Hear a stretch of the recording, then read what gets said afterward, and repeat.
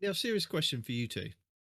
Mhm. As Destiny content creators, are you feeling a little bit left out at the moment with Datto going around to all the other content creators and sorting out their vaults? Because I am. I'm feeling completely left out. We're not That content this man creators. is We're not making the streamers, and we're effort not to come YouTubers. round to us. Oh, Is we that are what- now. Is that what we are? Oh, I we are mean- now? Ever I since mean, you get the internet, now we have to change the intro? Yeah. I guess we have been at this 3 years now, so I guess you could call us content creators. We have been doing this inexplicably for 3 years. Hence, Which I have rewritten the opening, which I'm hoping that Respawn will read for us in a second. Oh yeah, just put it somewhere. I'll read it. It's already somewhere. it's just What's just like when your favorite show, changes the intro out after a couple of seasons. We're gonna do that every 3 years, give or take. Well, yeah, I mean, as Peroty said, we weren't content creators when we first started it, but now we've created 3 years worth of content. Content is a strong word for what we do. It's content, and it It's a includes Destiny, strong and it word. is mainly Destiny stuff. Yeah, it is absolutely content. There is no qualifier on this content, but it is absolutely, without a doubt, content. Content, yeah. We create MP3 and MP4 files, and we put them on the internet. Okay. So apparently the new intro is gonna be. Host chat? Did I put it in host chat for you? No, it's right here. I got it. You got it. I got it. I'm on top of this, bro. And take one, go. Welcome to the Two Titans and 100 Destiny. Can I stop you there a minute? What? Can I stop you there a minute? Bit more focus on the 2 words in. bit more focus on the welcome. And go. Welcome to the Two Titans and 100 Destiny 2 No, podcast. wait, stop. Too much focus on the welcome there. Tone it down slightly. We want to welcome them to the show, okay? Just Pump the think, brakes, soft pump. yeah, you want to Look, get you wanted people me to read this. interested Do in you the want show. me to read this like you, or do you want me to read this like me? Because you said you wanted me to read this. Let me read this like me. But so far, you're reading it like a Nancy boy. Hurry up. I'm reading it like me. No, you're reading All it right. like a Nancy boy. I don't even know what that means, but I'm taking offense to it anyway. A boy that's called Nancy. That makes no. Shut up. No, I mean, I think Welcome that makes to the perfect Two sense. Titans and 100 Destiny 2 podcast. Can you start again? Dedicated. Oh Sorry. my. No, seriously, because Peroty was you're done. talking over you, so You're done. we'll give We you a We couple have of seconds. separate tracks, dude. No, but it messes up. It messes up with my flow. I need to listen in on just you talking. Okay, ready? No. And No, 3, I'm not. 2, 1. Welcome to the Two Titans and 100 Destiny 2 podcast, dedicated to bringing you all the latest information, news, and opinions. This is the best show for new and veteran Guardians alike, where we share tips, tricks, and tools to help you succeed and enjoy playing even more. So, with all that said, let's get on with the show. Well done there. I like that. I mean, yeah. every one of them was well done. No, you stopped quite a few times. You stopped me! Oh. Welcome back to gaslighting Respawn until he blows a gasket. It's not gonna take much. I know, it's a short trip. Promise you that. So, welcome to the show. What I'm up? your British How you doing? host, Nitedemon, joined as always by Peroty and Respawn. Yeah. So, neither one of you have been contacted by Datto. Then you're not holding out on us, No. Respawn. No. I mean, I'm sorry that you guys weren't. I can't fix everything. Oh, Listen to this guy. I've had to go ahead and sort out my own vault. I don't need another professional YouTuber or streamer to come in and sort out my Ooh, vault. say that again with a little more venom this time. What was that about? Well, I thought I've waited like 2 weeks. He's done Mhm. all the other YouTubers' vaults, and not mine. He's obviously not interested in coming over and sorting mine out when I clearly need help. I needed the help. They didn't need help. You really do. There's You don't need Maybe- need help, that's true, but the help you need, he can't help you with. He would have to come in with your account information and do it for you. yeah, there's a chance you may have actually surpassed the amount of help he's able to render you. Mm-hmm. Maybe that's why. Maybe I'm like helpless He, case. he may have looked at your vault and just said, you know what, there's a limit to what I can do, and I'm sorry, sir, you have exceeded that limit. Even my massive power is not powerful enough to handle that vault. Well, this week I did actually clear, wait for it, 30 spaces out of my vault. And I have Ooh, one 30 space spaces free. One space on each character's node. So out of the out of the different things that you can get, so I can actually get things to drop to my character rather than going to the postmaster. And then, yeah, I feel that I've done quite well with my cleansing. I did cut down on some of the exotics. I thought I'll try. I know it's not going to help, but I'll try. And yeah, that's where we are. We still have like 3 read regrets, maybe about 6 battle rifles, you know, but it's a work in progress. Not yet. I haven't got the one true one. Well, I mean, just delete the other 6 there. It's ruining your RNG. No. I mean, if the game sees you have some, it's not to give you the one you want. It's you've already got 6 of them. All of them. It gives me all of them all the time. I don't mind. So I have 2 important vault questions for you. One, do I need the 169 candy I have from the Festival of the Lost in my vault still? Is that an important thing to hang on to? Always. Should I definitely not discard that right now? And how many gunsmith materials do you guys have? Just ballpark, curious. How many do we have? How many do we need to get rid of? I have like 3,000. I don't have much. Oh, you poor sweet man. Nitedemon was very ahead of the curve with this one.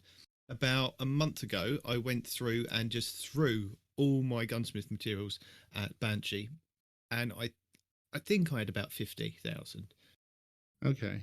Because I thought I need shards at this point. I do not need gunsmith materials. I need the shards because if you remember, I basically cleared out all my shards doing something. I can't remember. It was infusing and doing stuff. And yeah, I remember you leveling up loads of stuff. A huge shard spending spree at one point. Yeah, so I went down to about 200 or something ridiculous. So I then turned in all my gunsmith materials because I thought if I dismantle all those weapons, they will give me shards. I'm now back up to 3,000 shards. I've got 3,600 gunsmith materials, which basically equals 36 guns that I'm going to get from him. Because it's every 100 weapon parts gives you a weapon. Yeah. So weapon parts, and then mod components are also going away. Yeah, I did not. I've been saying for the last couple of seasons, I'm like, eventually there will be a reason to spend these, or I'll have some role where it's now your reason is they're going to go away. This is the role to get. So now, so that's why I spent this week looking over videos and making lists, because I am like Nitedemon. I have 50,479 gunsmith materials and 546 weapon telemetries to go through. So I'm going to be spending some quality time. Again, not today where the game is telling me it can't find the servers. But at some point I will be spending some quality time with my 50,000 materials and going, what do I want out of this? I mean, I'm going to get a pile of weapons at the end of this. What's worth keeping? I posted a video. Did y'all see about basically it took all the TWABs we've had up to this point and kind of condensed it and gave it a little bit of comedy, which I enjoy. So make sure to put that in the notes and whatnot. Oh well, and who was it by? Without looking, I don't know. More console. He's a guy I don't normally look at. He actually just popped up on my feed. More console. More console. Yeah. More console. That's what I said. Yeah. So not PC, more console is what he's trying to tell you. Yeah. And he's almost 1 million followers. So I mean, clearly he's got the right idea. I'm not saying he doesn't. I'm just saying I hadn't personally heard of him until that video popped up on my feed. I've told you about him before. Like I said, I haven't personally heard of him until he popped up on my feed. You have personally heard of him? I don't think so. So if I'm saying, I don't know, getting into this game for the first time, and again, I'm not going to have a pile of materials to go play, but would this be a good starting point to say, I'm in at the sort of the end of the season. I have a couple of weeks before this new content drops. Assuming I'm going to buy the new content, is this where I would start and say this is a good starting point to be like, what is going on with this game? I don't really care what's been happening, but tell me what's going to be happening in a couple of weeks. Right. Would this be a good place to start there? Is it like the give me everything I need to know? No, it's more. The video is more discussing about the Witch Queen and the exotics that you get in it, and kind of like the storyline of the Witch Queen. It doesn't really get into the pros and cons of buying the Witch Queen versus this and that and the other. It's just breaking down basically all the TWABs and videos we've seen thus far. So Okay. this is not a video that tells you whether or not you should join it at this particular time. It's an overview of bullet points, basically. Yeah. Okay, yeah, because it says everything I need to know, and I didn't know if it was everything I needed to know or just some things I needed to know. Well, I think it's everything you needed to know up until this point because there's been more About information. Witch Queen. Yeah, there's more information coming out each gotcha. week. So it should have. I think there should have been a caveat to that video saying everything you need to know up until a certain point in time. Yeah, there's a little bit of clickbait. Like the title suggests that he can tell us about the exotic that it came with. He does not. He just shows a few clips of the exotic. Are you saying it's not a good video to include in the show notes? It is a good video. It's still it is definitely a good video. It is, but it is not Respawn approved, nor is a Deacon approved at 18 minutes. Oh, definitely not. Approved. No, but it is. I recommend it. I do. It's funny. It's I think if you're a new player though, the Witch Queen stuff. Yeah. I think Even if you're a new player. Well, I mean, I'm just saying, as we literally have a new player listening to us right now, I was just saying, is this a spot for him to get started, or is it not? I don't want to send him on the wrong path if he's like, this doesn't help me. I think if you're a new player and you've only just started playing the game literally in the last couple of days, I think just go in and explore, play some strikes, go onto the EDZ, have a go at public events, just play around, get a feel for the characters, try all the characters, try all the subclasses, have a look at some easy builds. I'd say I mean, to be honest, most of the builds these days require you to go and get an exotic item for your clothing or an exotic weapon, which means that you'll have to be at power level to go and do lost sectors or master lost sectors and things like that. So not necessarily. There's a man who comes every weekend who will bring you free exotics. So there's a man, Zur, XUR, which is confusing because he is currently also in the game on a planet called Eternity, but he also comes to a random location every week, and he brings exotic weapons and armor, one armor piece for each class, and then one exotic weapon, which you'll need some materials to purchase them, but it's a nice way to say, I can start building that collection of weapons. I mean, because Destiny, while it's sort of becoming an RPG, it's still at its heart a looter shooter, and you just need to collect the loot to put in your vault to then complain about your lack of vault space. That's how the cycle begins. Yeah, I mean, Zur is an avenue to go and explore, and he comes at the weekends. Every Friday at Reset, he will be here until Reset of the following Tuesday. The only issue with that is that what I found with my son is when he plays, he can't go and buy the exotics because he hasn't got enough shards to turn into Zur to go and get said things. So there's a lot of grinding there that if you haven't got enough legendary gear dropping, or if you haven't dismantled enough to get the legendary shards, then it's quite hard, because Spider, who lives on the Tangled Shore, who was our vendor for dealing in whatever planetary materials that you've got, you could kind of swap one for another, or swap planetary materials for glimmer or shards. That was actually taken out of his inventory, the shards part, because everyone went, oh, we've got too many shards. So Bungie went, oh, everyone's got too many shards, so nobody wants to buy shards. Right. But new players do need shards to kind of get go, or if they want to kind of jumpstart. So I think the best advice for you to do is play the game, get a good feel for what you want to do, and any legendary gear that you get, dismantle it. Collect as many shards, collect as many planetary materials that you can get. Enhancement cores, enhancement prisms, golf balls if you can get them. If you're playing the Strike playlist and you rank up with Zavala at the tower, or if you're playing the Crucible and you're ranking up with Shaxx in the tower. Once you get to a certain rank, as well as Gambit as well, once you get to rank 16, which is quite hard, unless it's like a double or triple, I would say double or triple, it's just now an XP boosted week, and I believe Gambit next week coming up is boosted. So you could play Gambit next week, all week long, and everything you get, apart from the arm that you've got on and exotics that drop, I'd say dismantle it all and just keep all the infusion materials that you can. Because when Witch Queen hits in a month's time, you are going to be at the same power level as every other Guardian, new and old. That's what I was about to tell him, because right now he's talking about how he's only 1250. You're Don't worry about it. 1205. You're only 1205 for now, because as soon as the new season drops, if you've got the new season, Everybody's not even if you haven't. Yeah, not even that. Your power floor for everybody gets raised at the same level. Oh, Whether really? you're new Okay. light, whether you bought the things, whether you're paying to play or whether you're playing free on new light, your power floor is the same across everybody because Bungie wants to there get rid you of the I bought the content and now I'm way more powerful than you versus hey, I just convinced you to pick up this game and now you're super under leveled and can't do anything. Well, there you So go. it starts us So all your at the same 1205 is only going to last for another 4 or 5 weeks. But until then, right now, blues are your friend. Blues are going to get you to the hard cap of 1330 or the soft cap of 1330, I believe. Honestly, I wouldn't even worry about that. Like you're going to play the game, you're going to get more powerful stuff because I mean you're starting at the floor. There's only one way to go is up. Yeah. So basically, just spend the next 4 weeks gathering as much materials as you can, swapping out the armor as you kind of power up, and in 4 weeks' time, you, me, Respawn, Peroty, we will all be at 1350 as soon as the Witch Queen drops. That's it. No qualms about it. We're all going to be the same power level. We're going to have more stuff than you, but you'll be at the same point of kicking off power-wise, so you don't have to then race to get to 1350 now to then get to... Well, I honestly, if you're just picking up the game, just play the game. I mean, figure out where you want to spend your time. Figure out what you enjoy, up to and including what character do I want to play. I mean, Respawn plays all 3 characters. Nitedemon mains. Well, Respawn is a hunter main. He will play all 3 characters when he's loot hunting. Yes. Nitedemon plays all 3 characters because he likes to try out. Nitedemon is a completionist. He wants to try out every build on every character with everything in the game. Yeah.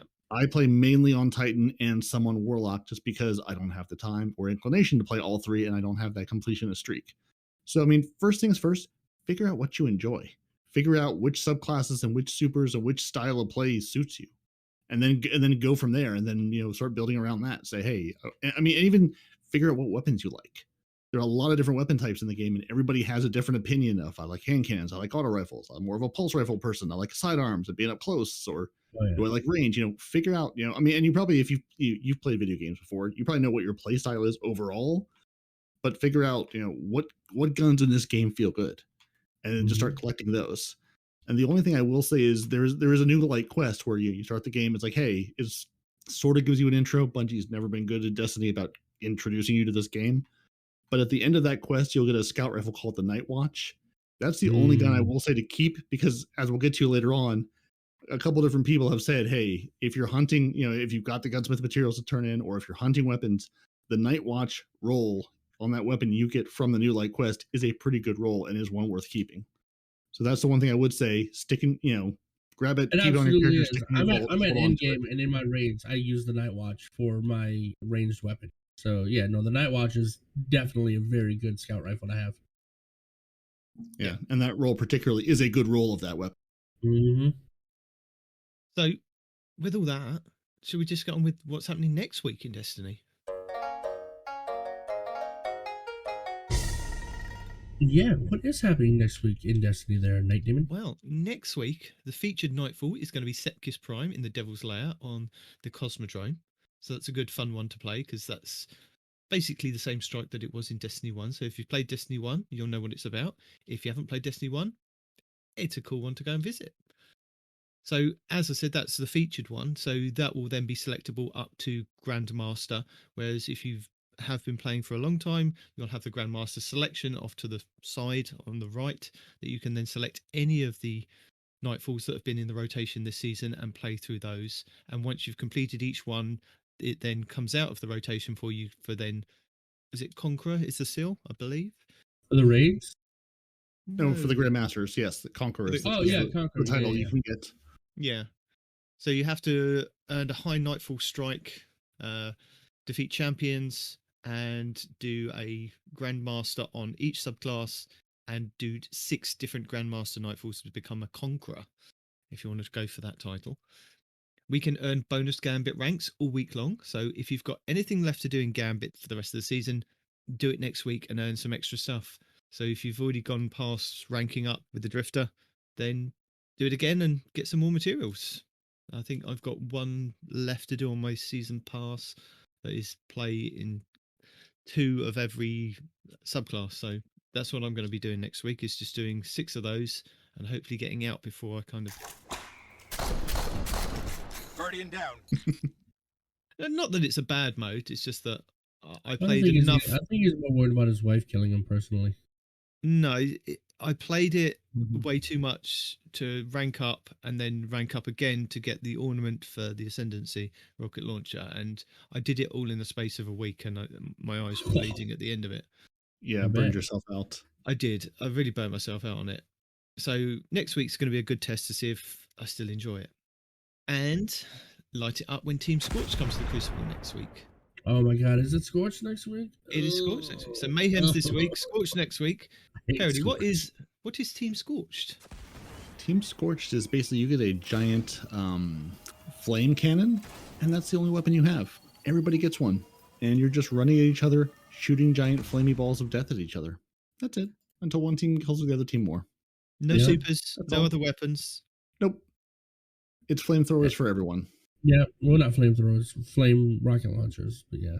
I mean, it throws a flame, but it comes out of the gun and goes whee. And the and then- thing about it is, and then you it burn. lags so much, right? I can't get a kill for anything unless I'm just on the ground and I manage to get like I see, shoot the wall next to somebody or something, right? But some of these guys are surgeons with that damn rocket launcher. I'm just like, good God, man!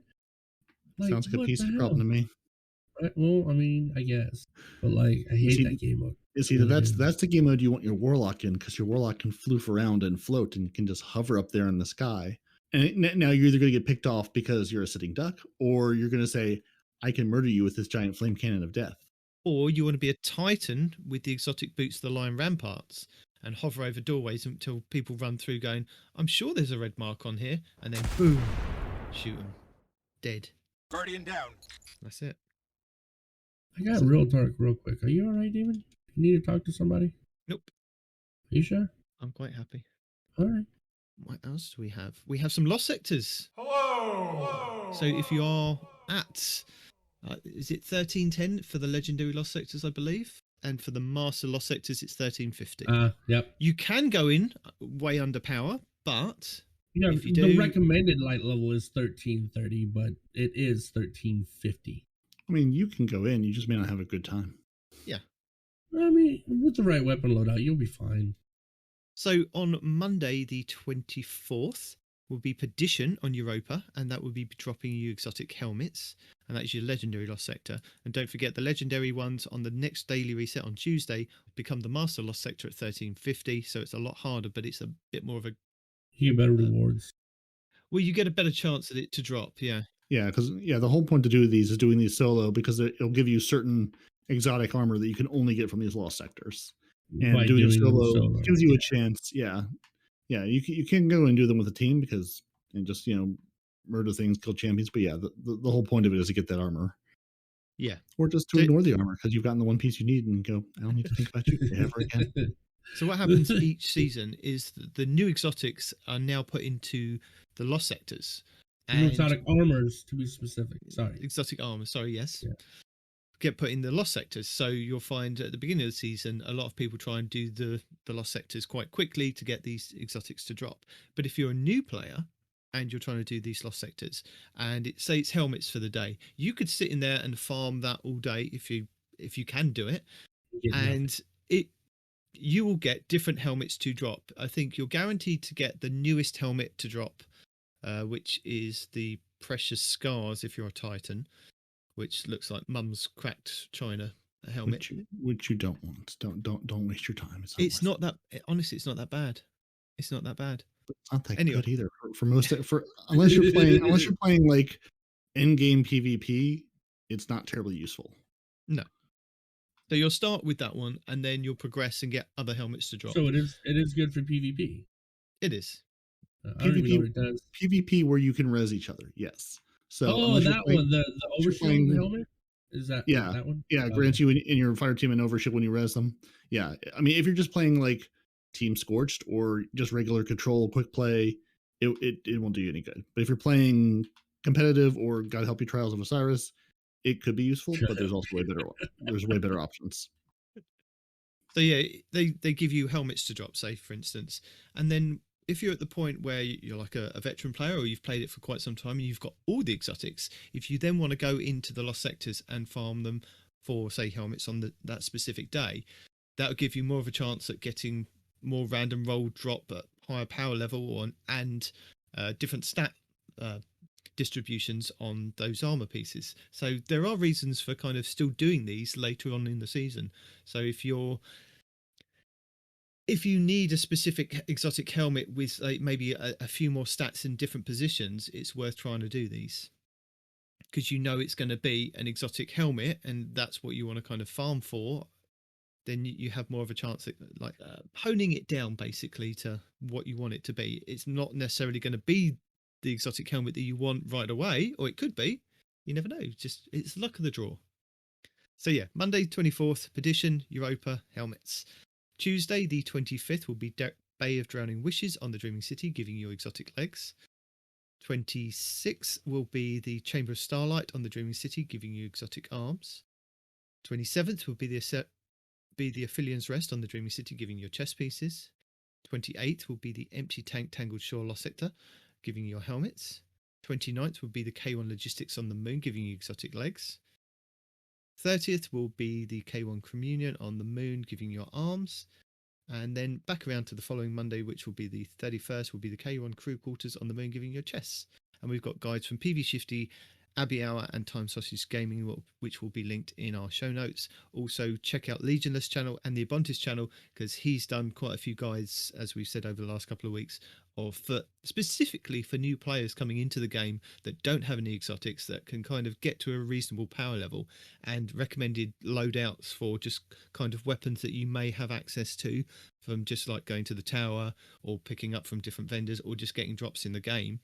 And then tactics and strategies of where to go and where to stand and how to tackle some of these champions that you will face in the lost sectors. So check those guys out. It's really helpful. Right.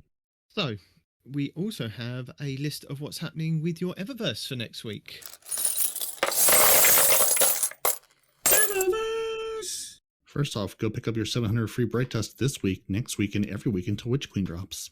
Yeah. Second of all, for the new guy that just got here 2 days ago, what is Eververse, Demon? Eververse is a vendor in the tower next to the postmaster.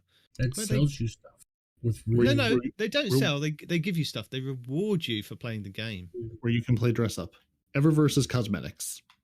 Yes. Yeah. So for silver next week, if you're using real world money to purchase your silver, we have the Drone Flight exotic emote, which is going to be 1,000 silver. If you're missing the pink mist weapon ornament for the Malfeasance, that will be 700 silver. If you need the Burate Economy, which is your exotic ship, which looks like a taxi from Fifth Element, quite interesting, that would be 800 silver. Or if you need the Mud Caked Monstrosity, which will be exotic Sparrow, that would be 800 silver. They do look quite interesting, and these are the 30th anniversary ones, so yeah. Interesting is a word. Yeah, I mean, you've got to check it out next week, see what they actually look like. I could describe them, but reminds me of the big green monster that the wall in a baseball field that I went to once time ago that I don't remember it's the got name. nothing to do with this. Well, I mean, you say that, but it's called the Monstrous Shell, and it's green like the big green monster, and he's wearing a baseball cap. It exactly looks like it's related. Or it could be the Hulk in a baseball cap. Yeah, it's either Wrigley. I can't remember if it's Wrigley Field or which field has the big green monster. But you know what I'm talking about, right? Yeah. Yeah. For Nitedemon American baseball, there's a big giant wall at the back of the stadium that's huge and green that they call the Green Monster. And there's your limited context for the day. I'll give you a bit more of context. You know the Simpsons episode where you see inside Homer's brain and the little monkeys clashing the cymbals? That's me right now.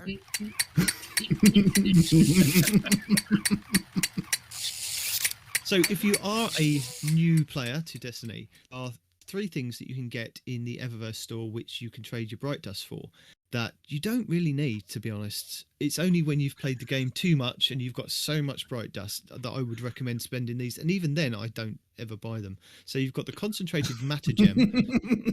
How is that a sales pitch for you? You could get this, but don't bother. No. It's 200 Bright Dust, and it gives you an upgrade module, Ionizer, which is created from refined Matter Gems. It basically gives you a chance at getting upgrade modules, which you can just get in game You can get the Glimmer Shard, a shard with the ability to generate glimmer during combat. No, you don't need that. That's 250 bright dust. Don't waste your bright dust on that. And the third thing not to waste your bright dust on is the Scavenger's Boon, which gives you planetary material boost. No, there are things that you can get on your Ghost. If you upgrade your Ghost, you can get all of these things to drop just in game by playing. So don't worry about those. But the next thing, if you are a new customer, if you're a new customer to Eververse, then try these things out. So you have the Ripe Sniff. That's your rare emote for 400 bright dust. You have a ripe sniff, maybe, so you should get that checked out. Yeah. No comment. You have the Game Ghost Shell. So this is the Game Boy Ghost Shell that we've been waiting for a couple of weeks. That Respawn went out and bought straight away for some silver. But I've waited, so I've got 2,850 bright dust earmarked for this Game Ghost Shell. So it's exotic Ghost Shell. You have the 7th column projection, which I will not be buying because I haven't got a 7th column, so I don't deserve it. That's for 1,500 bright dust. I know you have Peroty. Don't rub it in my face. I don't know if you got a 7th column. Pretty sure. You can check your in your triumphs. Yeah, it's in your medals. There's a medal. Nitedemon wouldn't know. No. Well, I've looked at it longingly, thinking, when? No 7th column in Destiny 1 or Destiny 2. I'm just a scrub. I wouldn't even know where to look for it, honestly. Yeah, you're even more of a scrub. Mm-hmm. Yeah. So we have lifetime. We have the Lilac Bombast, which is your legendary shader for 300 bright dust. Still disagree with the fact that bright dust is 300 for a shader, but never mind. Moving on, because that was several months ago. We have the second line multiplayer exotic emote for 4,250 bright dust. For our hunters, we have the Athris's Embrace ornament, the Wrong Hands, for 1,500 bright dust. The ornament for the Curace of the Falling Stars, the Comet Stirs in Dreams, again 1,500 bright dust. And then the Phoenix Fall, which is your Phoenix Protocol ornament for 1,500 bright dust. And then we have a Ghost Shell, multi-band shell, which is your exotic Ghost Shell for 2,850 bright dust. The Tashion 4, exotic Ghost Ship. Exotic Ghost Ship? What am I saying these days? That monkey, you're gonna need to get that monkey checked out. I don't think he's working right. Yeah. Stink. So your exotic ship, 2,000 bright dust. The Magneton Thrust, your exotic Sparrow for 2,500 bright dust. The ornament for the Devil's Ruin sidearm, which is Devil's Advocate for 1,250 bright dust.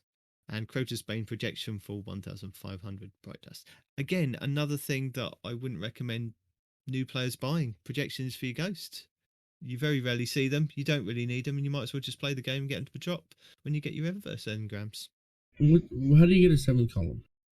You got to kill 7 people rapidly? 7 Guardians within a short space of time. So basically, when it racks up those kills in Crucible and it goes 1 person down, 2 person down, 3 person down, 4 person down.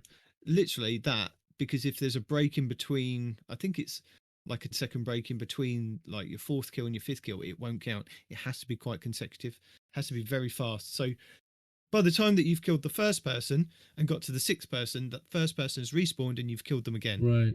Because I've gotten everything except something called the Reaper. I think I did mine with the Warlock with the exotic that as you get kills with your Stormcaller hands, it makes you more and more powerful. And I just mowed down the entire other team, and they were very unhappy about it. You did, really? Yes. I remember that. Mm-hmm. I think you need to have done that with your unlimited ammunition gun. No, because that's not quick enough. It was just I was able to wipe the team and then head toward their spawn and then wipe them as they came back. Oh. And then as I killed more, it made me more and more powerful. I just got more angry. I just I do not have a 7th column. I found it. It's under gold tier. It's medals, gold tier. Neither of you deserve one then. You're both scrubs. Nope, I don't get one. No. As a matter of fact, the only thing I've gotten under gold tier is Annihilation 24 times, Ghost in the Night 4 times, Power Overwhelming 24 times, and Total Mayhem once. Scrubs. All scrubs. Yeah. Get good scrubs. Yeah. I will no longer hear any talk of 1v1ing or any sort of Crucible nonsense until you get good. That's not me. That's him. He's the one that 1v1s people.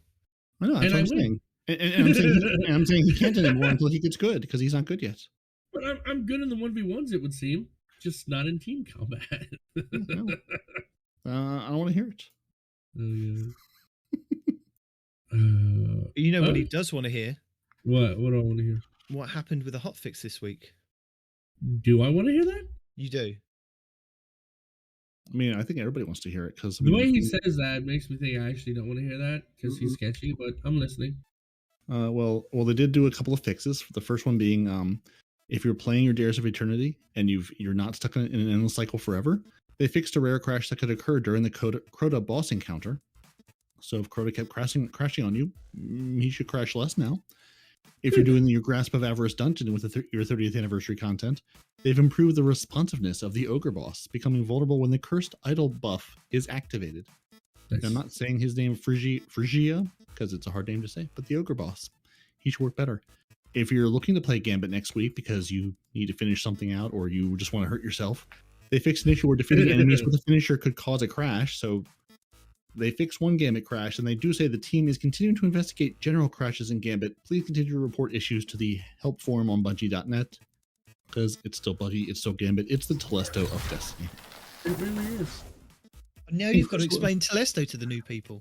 Well, I will. I'll get to that here in a minute. Because that's what you can buy from Zer this week. But before you do that, Telesto? But before you do that, in Crucible, they fixed an issue where the invisible geometry could block bullets or movements on some curved surfaces. So if you think you were shooting a wall and you weren't shooting, you think you were shooting the Guardians and you were shooting a wall, you were. Turns out, invisible wall hacks the other way. They've also fixed an issue that prevented equipping exotic weapon ornaments onto the Wishender bow, so your Wishender bow can now look beautiful again. Love it. They did fix an issue where the Hunter class ability cooldown times would increase if the player's mobility stat was over 100. I saw that. May now increase their mobility to whatever value over 100 they desire without detriment to their cooldown timers, even if it provides no real benefit. Seriously, go ahead. Max that stat out. We dare you. Show us how high you can get your mobility, which is verbatim, word for word from Bungie. So come on, Respawn, max it out. How high can you get that mobility, even though it provides you no benefit? 100. And they did also revert a change to the trifecta of colorblind mode default colors to address community feedback. So if you can play the game, you might be able to see things in the proper color again. Play the damn game. So if you it was Triceratops, wasn't it? And Triceratops, Proto Man, and Deuteronomy. That's it. Yeah. They've also improved the roster grouping and sorting algorithms to generally improve roster performance and show you all of your friends in orbit. And that's it. So yeah, so you can max out your mobility and you can see colors again. Are they the right colors? I don't know. I'm assuming they brought it back to the before they fixed it. But I don't want that color. Yeah. So that should work. So backtracking a little bit, what is Zer selling since you brought up the Telesto? Zer, I believe this week is selling the Telesto, which is an exotic fusion rifle that fires. Think the Needler from Halo if the bullets were sticky and stuck on the ground and exploded. They stick on anything, not just the ground. They stick on anything. The Telesto also is a running meme in the Destiny community as it has a tendency to break the game in weird and wonderful ways. No. See, he's underselling it. All right, no, stop. Weird and wonderful ways. Look at that. Doesn't have a tendency to break the game. The Telesto absolutely obliterates just the most random stuff in the game that you wouldn't even think of. It's a weapon as a bug. Yeah. Is your new light player still play in your chat at this point in time? I have no idea. It's hard to tell with the numbers. Because earlier it said I have 0 people watching, but 3 people were talking. So I have no idea. Because I was just gonna ask him a quick question. Because let's say, for instance, new light player, you designed Destiny 1 and Destiny 2. Would you bring a gun that you knew for a fact broke Destiny 1 into Destiny 2? No, you wouldn't. Would you? You wouldn't. Because that's exactly what Bungie did. And it did. It broke the game. So there's a little bit of a history on Telesto. Telesto breaks the game. I think it's just their testing tool, basically. They use the gun. If the gun works fine, then they know they've done good, and there's only a Until- few minor bugs. But if it breaks the game completely, they know they've done bad. Absolutely. But if you did want to go and visit Xur is on Nessus in the Watcher's Grave, up in a tree. So where you'll see many Guardians kind of hovering round, that's where he is, up in. I think it's Watcher's. Was it Watcher's Grave? Yeah, Watcher's Grave on Nessus. Watcher's Grave on Nessus. And this is where I'm going to plug Fallout's video of like what is Xur selling among your list every week, because Fallout will tell you in a minute if it's worth going to Xur, where Xur is, and why you'd want to. T-Rex said they didn't want it in D2. It just showed up one day and they can't get rid of it. Mm-hmm. That could be the case, actually. Yeah, they didn't bring it. It just showed up one day. Hey, guys, remember me? Wait, how did you? It doesn't matter. No. Yeah, I think Xur is selling it this week. I was actually unable to get to Watcher's Grave to confirm because Nessus says, nope, we are full of Calabreses here and not actual gameplay. So right. Don't know what's on that planet. Nessus could be gone for all I know. No, he is selling to Leicester this weekend. So that is the weekend of the 21st, say to the, I can't remember what day it's going to be, 24th, 25th, yeah? If you're hearing this in the podcast, go quick because you might have already missed it. If it's Monday, if it's after Monday, sad for you. Try again later. Yeah. So Demon's like, it might be on a Monday, could be Wednesday. It's hard to say. If you're still in here, my dude, go get it. It is going to be the weirdest. I try to put this out on Monday, Tuesday. I try. I know you do. I just don't want to hold you to it because this is your show. We're just along for the ride. Mm-hmm. We're the doo-wop If it's my singers. show, You're the main act. If it's my show, then do as you're told. Somebody read somebody else the 12. I can read the 12. Well, why can't he do it? He's not doing anything else apart from singing. Absolutely do it. That's what he's the doo-wop singer. That's what he's here for. I thought that's what the contract just said. Be the doo-wop singers. Yeah. Okay. I didn't say that. Doo-wop, doo-wop, doo-wop. Where are we at? When I get down, the power is yours. Are we past the that? beginning, the very top. No, okay. So we didn't do any yet. Right below where the man is sweeping up all the blue things. The power is yours. All right, we're going back to Captain Planet, baby. Let's get it. The power is yours. In the realm of Destiny, power not only is a measurement of your Guardian's general abilities. Hold on, let me hide these things right quick. Because we don't want that. All right, cool. In the realm of Destiny, power is not only a measurement of your Guardian's general abilities, but a consistent gauge from players on whether or not they'll be able to take on a given challenge. While the Witch Queen won't feature a big overhaul in the ways in which you gain power, we do have some general updates coming on launch day to get returning and new players up and ready for a fresh campaign. First of all, power level doesn't do anything except restrict you from certain content. Once your power level is over certain content, you get capped in a lot of these content. So power level is just an arbitrary number that time gates you from certain activities, and I hate it. Moving on. First, let's talk some definitions. Some of you might know these by heart, but we're always excited to introduce new lights and returning players to information like this. Floor. That's the lowest possible power cap for a piece of gear, starting point for new characters. Soft cap. The point at which general drops stop being automatic upgrades. Powerful gear drops are now the best way to gain power. Power cap. The point at which the powerful drops stop being upgrades. Pinnacle gear drops are now the only way to gain power. And the hard cap. The max possible power from pinnacle drops, ignoring the power you get from the artifact. So starting on February 22nd, the power floor will be updated to 1350. That means everybody, new, old, in the middle, all of us are going to be 1350 unless somehow you got higher than that. Any player who signs in will be at appropriate power levels to start the Witch Queen campaign, even if they've taken a recent break from the game. Speaking of the Witch Queen, there she is in all of her moth glory? Question mark. Yeah, so that's what we were saying. Everybody starts at the same spot when the new content drops. Fun fact, Astacross said this. I don't know if it's true, but Astacross said that there was a race that Destiny was going to bring into the game of moth people. but that race never came in. So her looking like a moth is supposed to be a nod or a tribute to the race that never made it into Destiny. So there you go. Through general gameplay, players can reach a soft cap of 1,500 by earning general gear through activity completions, chests, and more. This includes rare and legendary drops.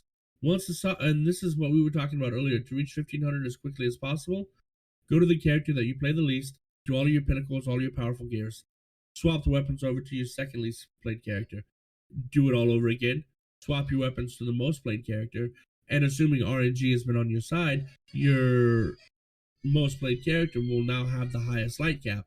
And the next week, take those weapons, put it back on your lowest character, level them up, and keep that ball rolling. And that's how you get to 1,500 relatively quickly, right? This includes rare and legendary drops. Once reaching the soft cap, players will need to earn powerful drops from vendor challenges and other objectives in the game. Once reaching the power cap of 1,550, the only upgrades that players will find from in-game activities that offer pinnacle rewards. Sorry, that was read wrong. Once reaching the power cap of 1,550, the only upgrades that players will find are going to be from in-game activities that offer pinnacle rewards. That's better. Your final stretch to the cap of 1,560 will be through raids, Trials of Osiris, Iron Banana, and other in-game PvE sources. There will be some adjustments to pinnacle and powerful sources, as these shift yearly to focus on newer seasonal content and fresh Destiny 2 expansion content offered with the Witch Queen. Keep an eye on tooltips as you start completing activities, as they'll specifically note the different types of rewards that they offer. We have no doubts that our more eager players will create guides within a week of launch, but we hope that the power climb is fairly easy to understand once you get your boots on the ground on February 22nd.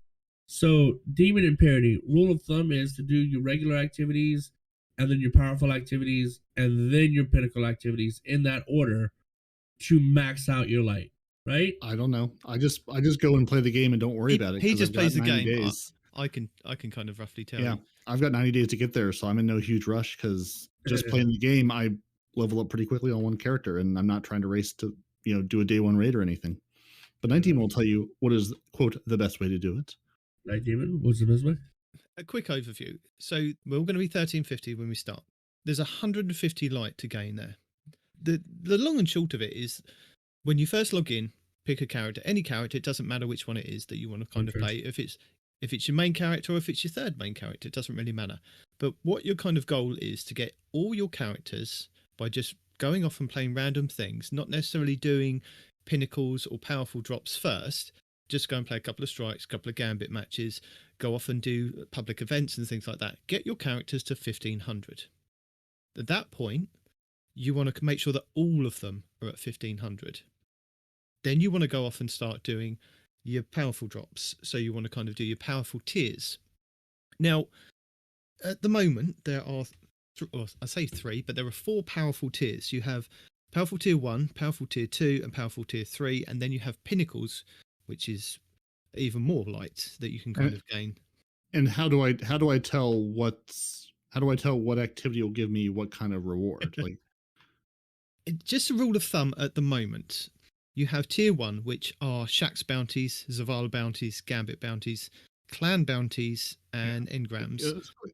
Basically, like playlist activities. So, like anything you can jump to with a playlist and just go round and round again. That's where I want to start with my playlist activities, depending on the flavor. No. But these are just the bounties that you can kind of do. Hawthorne in the tower down by Ikora says she's a tier. She either says she's a tier 2 or a tier 3 reward, but she actually gives you a pinnacle drop, which is a lot more power. And how do I tell if I'm logging into the game bounties? How do I tell what? How do I tell what character gives me what? Does the game tell me? It should. I just have to know? Yeah, some of them will tell you, and some of them don't tell you. So, like doing the 8 bounties at the different vendors doesn't tell you that it's just a regular kind of powerful drop.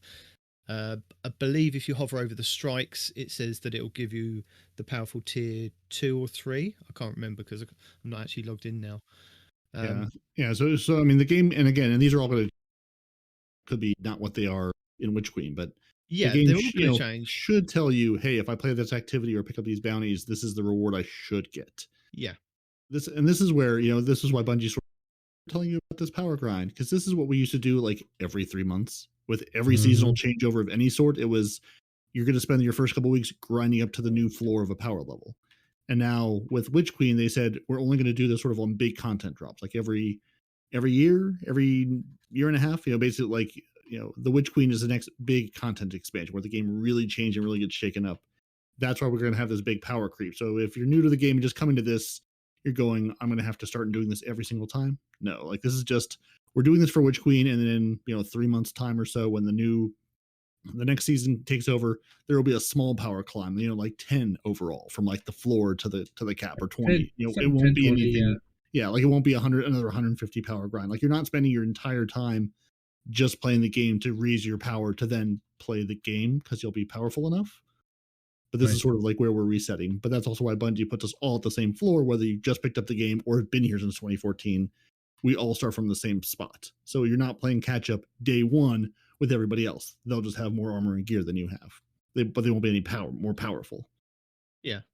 So once you've gone from 1350 to 1500, which is your soft cap, so that's blues will get you up to there, and they would, I believe, blues only give you like a bump of maybe 1 or 2 light, whereas legendaries give you a bump in maybe 2 to 3 light, depending on what the game feels like at that point in the soft cap.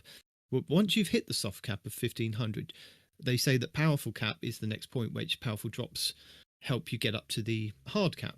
So at the moment, powerful drops in the game, you have Dares of Eternity, and that gives you a +3. Astral Alignment, that will also give you a +3 in light. Wayfinder's Compass bounties, that will give you +3. Override missions +3. Battlegrounds will give you +3. Wrathborn hunts. Nightfall ordeals, we have the survival playlist. Trials of Osiris will give you +4. Reputation rank reward 1 will give you +3. Reputation rank in Gambit, and that's also the Crucible, Gambit, and Vanguard. So rank 1 will give you +3. Deepstone Crypt encounters will give you +3. Exo Stranger weekly challenge will give you +3. Empire hunts +3. Exo challenge will give you +3. Europa bounties +3. So you get the gist of it. Basically, once you've hit the soft cap, powerful caps, there's a lot of things in the game at the moment, which is why Bungie say they're removing quite a lot of things and they'll rejig it so that there'll be less to start off with. There's always less at the beginning of the season, so people are always trying to like min-max and the best way to possibly get to the hard cap before the raid. So yeah, there's like about 30 ways to get to the power cap. Yeah, at that point you're looking for your list of pinnacles, because your pinnacle activities are the only way to actually get above that power cap. So basically when you've hit 1500, that's your soft cap. Your power cap's at 1550. So once you get there, then it's like to get higher up to 1560, your cap, you're going to need to do your pinnacle activities, so the harder stuff. Yeah. So at the moment, you have the Grasp of Avarice dungeon, which I think will probably still be going to next season because it's a brand new dungeon. That will give you a +2 out on your drop. Dares of Eternity reaching 250,000 score. That's a +2. The Shattered Realm, defeating 4 champions in the Dreaming City, is +2. Your Vault of Glass raid encounters is +2, and you can get 4 of those.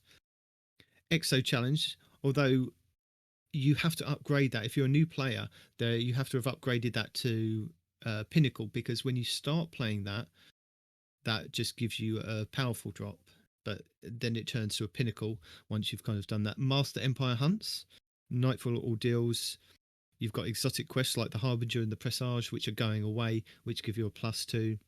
Trials of Osiris. So some of these things do turn into a Pinnacle once you've got to a certain stage.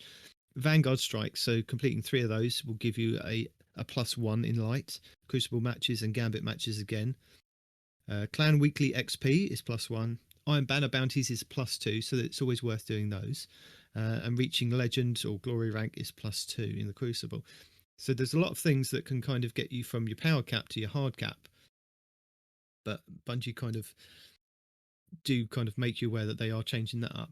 Also, one thing to do note, if say instance you are logging into the Witch Queen on the 22nd and you are going to do the grind from getting from soft to hard, wait till the 23rd or 24th when all the bugs and day one issues are sorted out.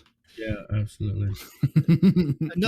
another rule of thumb is to basically get as far as you can from the floor to the soft cap on the 3 characters, then start going into a rotation of doing all your powerful bounties, all your powerful events to get you up to that point.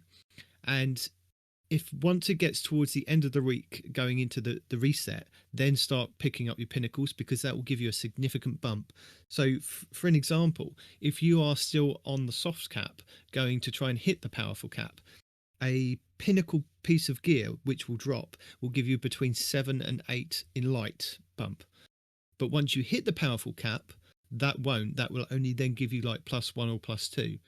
So before a certain kind of cap, the powerful tiers and the pinnacles do give you different grades of light. So if you started the game and you just didn't care and you started picking up powerful and pinnacle, you'd get a different variation of what you were going to get. So if you picked up the pinnacle first, you'd jump up in 8 in light on one piece of gear, then you'd pick up like a normal powerful tier gear, which will only give you a +2. So there are ways to kind of max it, but if you don't care, then don't worry about it and just play the game as Peroty does. If you want to kind of min-max it, then just pay attention to what you're actually doing. And like Bungie has said, day one, week one, people will have the, hey, here's what the new powerful and pinnacle things are. Here's the best way to do it. Because this could all change, because they're, like they said, they're going to switch around what kind of stuff gives you what gear, and which I'm not going to pay attention to anyway, like you said. Another quick example is powerful tier 1 will give you +1 to 2 light above your current light.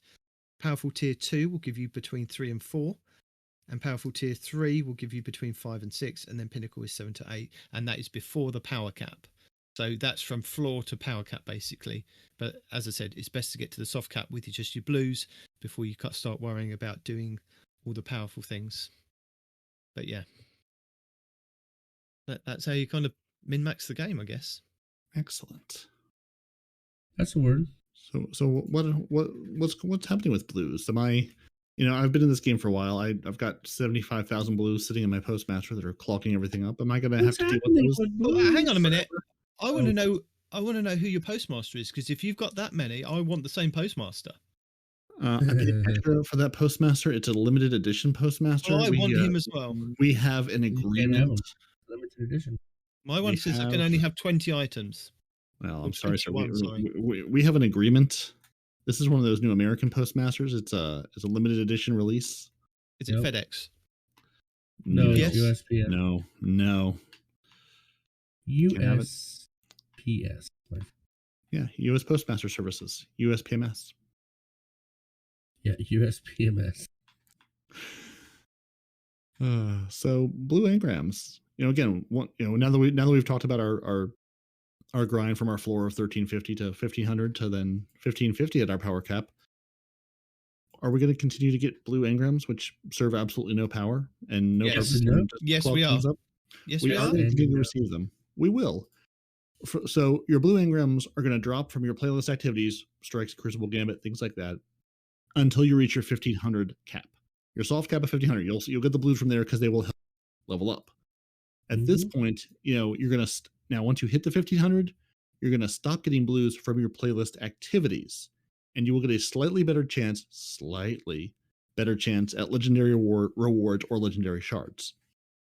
Now, blue weapons and armor will still continue to come from the game, from enemies and chests while you play Destiny 2. So you're still going to see them out in the world. You shoot someone, they're going to pop a blue engram, then cool, I can delete you. Or you're going to find Nitedemon's favorite blue gun, and you can go, ooh, now I have a new one. But you're not going to get it from the reward of playing the content at the end, where the 2 blues and a shader drop for you at the end of it, and you go, cool, that was definitely worth it. So you get to spend less time going through your postmaster of all the blue gear that's just there to push the good gear out of your postmaster forever. Do we like it? Do we not like it? Yeah, absolutely. We like we it. don't. We can't. Yeah, we do. No, we don't. Why do you need blues, Demon? Because some of his favorite guns are blues. And that's why I asked the question, because I knew you both would have diametrically opposed thoughts on this. No, I'm delighted because I don't care about these. I never look at them. I just delete them wholesale. Exactly. But I knew Nitedemon would go, no, I really like the various blue weapons that, pop up into the metas every now and again because they're particularly good rolls or have a particularly good something about them. And Mr. Completionist will go, but I want these and I want to get them. No. It's nothing to do with the blues. It's to do with the postmaster. Let's face it, this is a solution to stop pushing things out of the postmaster. Now, if we had enough vault space, or if we had enough space on our inventory to accept a certain amount of things, rather than stock some in our inventory and then some in our postmasters, we wouldn't need this issue to be resolved. It wouldn't matter whether you collected 1 billion blues, because you could go in and you could go, right, that can just be moved straight to from my postmaster to my inventory or to my vault. But no, this is a stopgap fix. This isn't a fix. It doesn't really matter what they kind of do to kind of go, oh look, we're doing something, you're not doing something. Why? It's a fix but not a fix. Why can I only store 30 strange coins in my inventory? Why am I only allowed 21 of those treasure chest keys? Yeah, again, it makes no sense. I mean, how many enhancement cores can you have? 999. Right. Why? Like it's so random, the quantities of different things you can keep. And that's why I'm always like, okay, anytime a new currency comes out, we're like, well, how many of these currencies can I hold in a stack? How many can I hold overall on my character before it goes to the postmaster and says you can't have these? And it's all like, and again, and seeing little glimpses into Bungie, I feel like this is more true than not. There's different teams working on everything, and they all have their own idea of what is the proper number, because it's 30 for one, it's 999 for another, it's 1 for other things. Like, why? Why are we like this? You can only hold 5 of these at a time. Why? We had this same issue with the Gunsmith materials back. It must have been about a year, maybe a year and a half ago. Where they would only have stacks of so much. Was it? You could only have stacks of 1,000, 999, and then it would give you another stack. And then they amalgamated and went, you could just go to town. You could just have as many as you like, up until a certain. Was it? It goes to 9,000. 9,000. Yeah. Basically, one shy. You went from 1,000 to 10,000. Basically, one shy of those. Now, if they were able to do that with enhancement cores and go to 9,999, that would save you what, like 10 spots in your inventory? Just you personally, Peroty. Mm-hmm. Right? How many cores do you have? He's got hundreds because he did the glitch, didn't he? A while back. There was a glitch that he could do. So you can't do it now. Enhancement prisms, why is that only 50? Enhancement cores, ascendant shards, why is that only 10? This is the issue. If they were able to, because let's face it, when you masterwork an exotic item, it takes 3 of those golf balls to masterwork it. So that's only 3 exotics that you could masterwork without running out. So people store the golf balls, the shards, all in their postmasters once they've got to a certain point, which I've started doing because I want to kind of go into the Witch Queen with enough materials. Now, if they resolve the issue that you could stack maybe 1,000 enhancement prisms or maybe 50 golf balls, I think that would alleviate some of the issues, because that's the only reason why people use their postmaster is extra storage. And again, it comes back to the vault space issue, which we've talked long breaths about. It's not just us here, it's other YouTubers, it's other content creators, it's people that work at IGN, Destiny. Yeah, I mean, it's anybody who spent time playing this game. And Reese, to answer your question, I have about 2,200 enhancement. God, dude. I mean, to be fair, I have around 200. Maybe. I have that like on me. I have like 191 on me, and then I have 2 stacks of 999. Now, to be fair, I also I never spend currencies. Like I for the most part, like I've been sitting at 19,000 legendary shards forever. Like, cause I just don't like, I'll spend like 100 or 2 and then gain them all back. Cause I just never spend anything. Cause there's no point mostly. I play the game, I get things, I break them down. I'm basically like a hoarder for currency. I just collect more of it and never spend it. See, I haven't reached the cap on those Star Horse boxes, Parasol halls or whatever they're called. Yeah, the paracausal holes. Yeah, I've got 30 of them, and it hasn't maxed it out just yet. I'm just slowly trying to see how far it goes up to. But yeah, So strange what are guys. you hoarding those for? Or are you just hoarding them because you don't have the vault space to open them? He's hoarding them to see how many you can hold. He just said Yeah, it. I'm testing to see where the max is, to see I where mean, how you could easily many. just Google it, but yeah, that's Also because go he at- doesn't go at have it all the the heart. resource materials. I know this. yeah.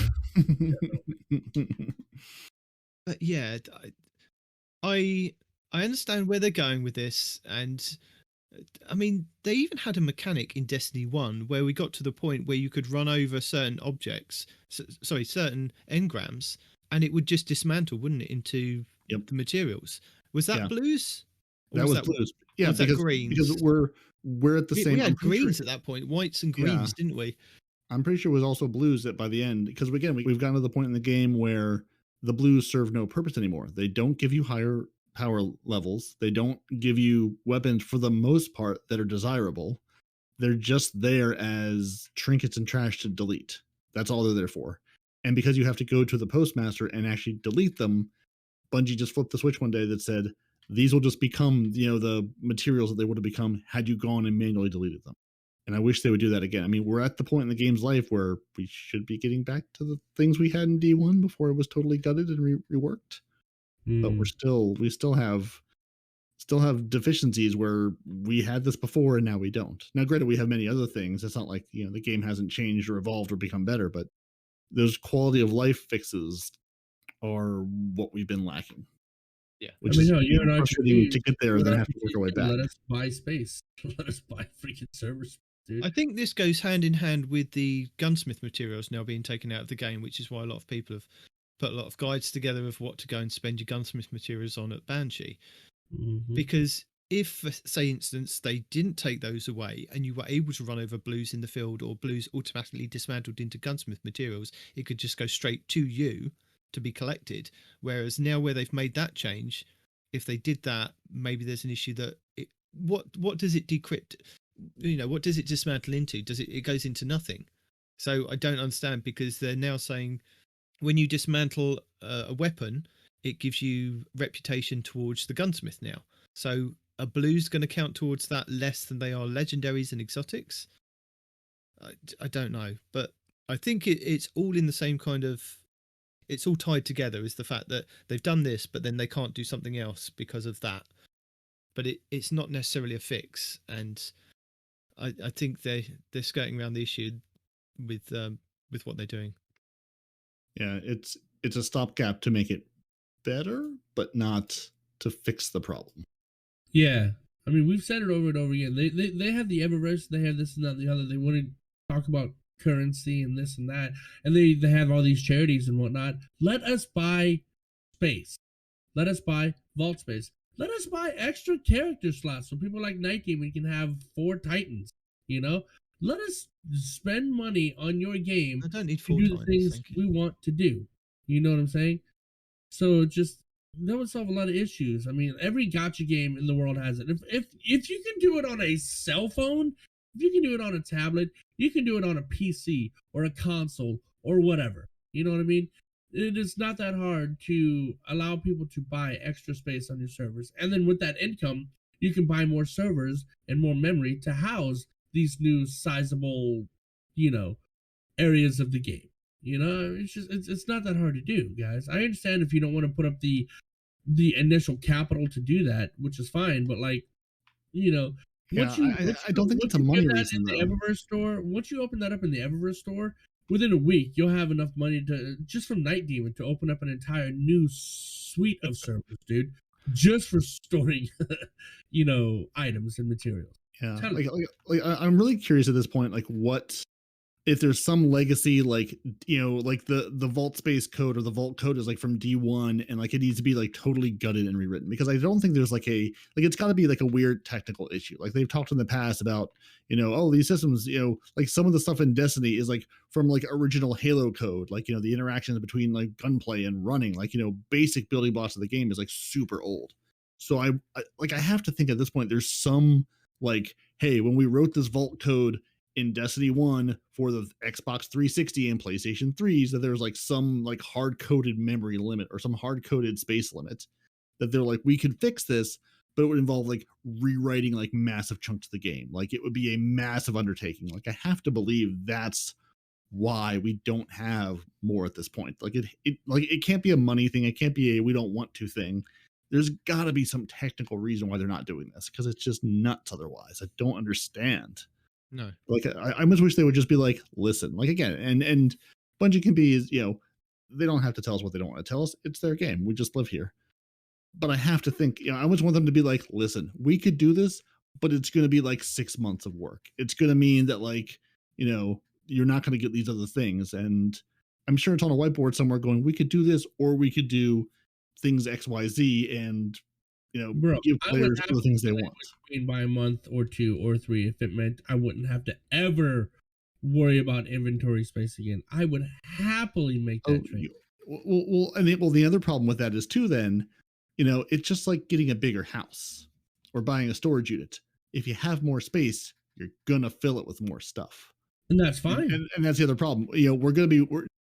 Say they doubled your vault space tomorrow. And a year goes by, 6 months goes by, 2 weeks go by. Now you filled that vault space. You're almost like right back where you started. Of hey, now this is full again. Then you go. Now we're doing this all over again. Yeah, I mean, there's going to be another cap where again. I mean, I absolutely agree. We need more vault space. I'm not saying don't give us more vault space, but I think there's also just the reason of you're going to fill that up too eventually, and then we're right back where we started. And it's a game of how high do we go? But it's been. When was our last vault space upgrade? Like D1? No, it was D2. No, we had an was upgrade. It D2? Okay, I thought they had D2, but I could not honestly remember if that was just my delusion that they had actually increased at one point. Again, probably when they drop like the 360 and PS3 and hey, we're cutting off old consoles, now we can remove this limitation. Well, the other thing is to actually make the collections and make it properly work for putting guns in there so that you don't have to then worry about them being in your vault, and you can just focus on actually having the gear that you need there and then. One of you was talking about another game that you play where you can actually select which weapon to put into the collections. Like, not which weapon, which role of said weapon. Yeah, that's in Fortnite PvE. Yeah. In the zombie part of it, you've got a collections book. You put your weapons in, you put the roles that you put in, and you can pull it back out for like exotic shards and things that you get in the game. If that was the case with Bungie, I would be more than happy to do that with certain different roles, because there may be roles that I don't need at this point in time, but in 6 months' time when they change the meta, which they do often, I want that gun that is still available to use with those selections of perks. That's why there are so many YouTubers out there that go, these are the weapons that you need before the Witch Queen, because you won't be able to get them after the Witch Queen, or they may be harder to obtain, but these will have these certain roles that you may need in the future content. That's my entire vault is weapons where I go, I've never fired this weapon, but I've gotten it on the off chance that either A, it becomes good, or B, I ever play the thing that I was told this is super good on. Or, I mean, that's most of my exotics. They live in the vault because I got them. And I'm like, they live there because I achieved them. And I'm like, well, I worked hard to get this. I want to leave it here. They're all at 1100 because I've never used them, but I have them. And I know I could just trash them and pull them out of collections again, but maybe I like this one. Maybe I've got a kill counter on it. Maybe there is a kill tracker on things I've used that I want to keep, and if I get rid of it, I lose the kill counter on it. That's a thing I would like to see some quality of life improvements on, because that's half the reason. Even watching all these videos of people clearing vault space with Fallout and Datto and all these folks, it's like, well, I keep this one because it's got 10,000 kills on it. I've got 2,200 kills. I've got some kill number on this I want to keep, and if I delete it, that goes away forever. Where can I put those weapons? You know what I'd say to those players, because I'm not really attached to things like that. I'd say take a picture and move on. I'm sorry, a kill counter. Who cares about a kill counter? Oh, you shot somebody more times than I shot you. Burden doesn't care about a kill counter. I'm sorry. Can you back that up 1 second? He likes his kill counters on his emblems. I got an emblem for that achievement. That's it. Yeah, they gave me something for it. What are they going to give you? Mr. What are they going to give you for 2,500 2,500 kills with your recluse? Nothing. Pat on the back. Take a picture and move on. You don't need that weapon anymore. You can pull it back out of your vault. You can show everybody. They're streamers. They can go, look, here's a picture I took of how many kills I got with it originally when I first had it. Who cares? Wow, a little bit harsh there, bud. Oh, come on. Now, if it had a god roll on it, if it had a god roll on it that was amazing in PvP, and you could never get that weapon again with those rolls, then yeah, if it's got like 10 kills on it, keep it, because you know you are a god with that. But just a kill counter, you can take a picture. Come on. But see, that's what I was going to jump into right there. Is it's not necessarily what can be good in the future because it was good in the past. Hell, this meta right now, there are so many good things. You have Rampage. Rampage is good. You have Heating Up. Heating Up is good. You have Explosive Payload. You have Timed Rounds. You have Swashbuckling. You have Demolitionist. You have all kinds of things that right now are good. Much less in the future or the past, right? And then you have the ones that right now are good in PvP and right now are good in PvE, right? And it's not just the one god roll. Yeah, the one god roll is the god roll.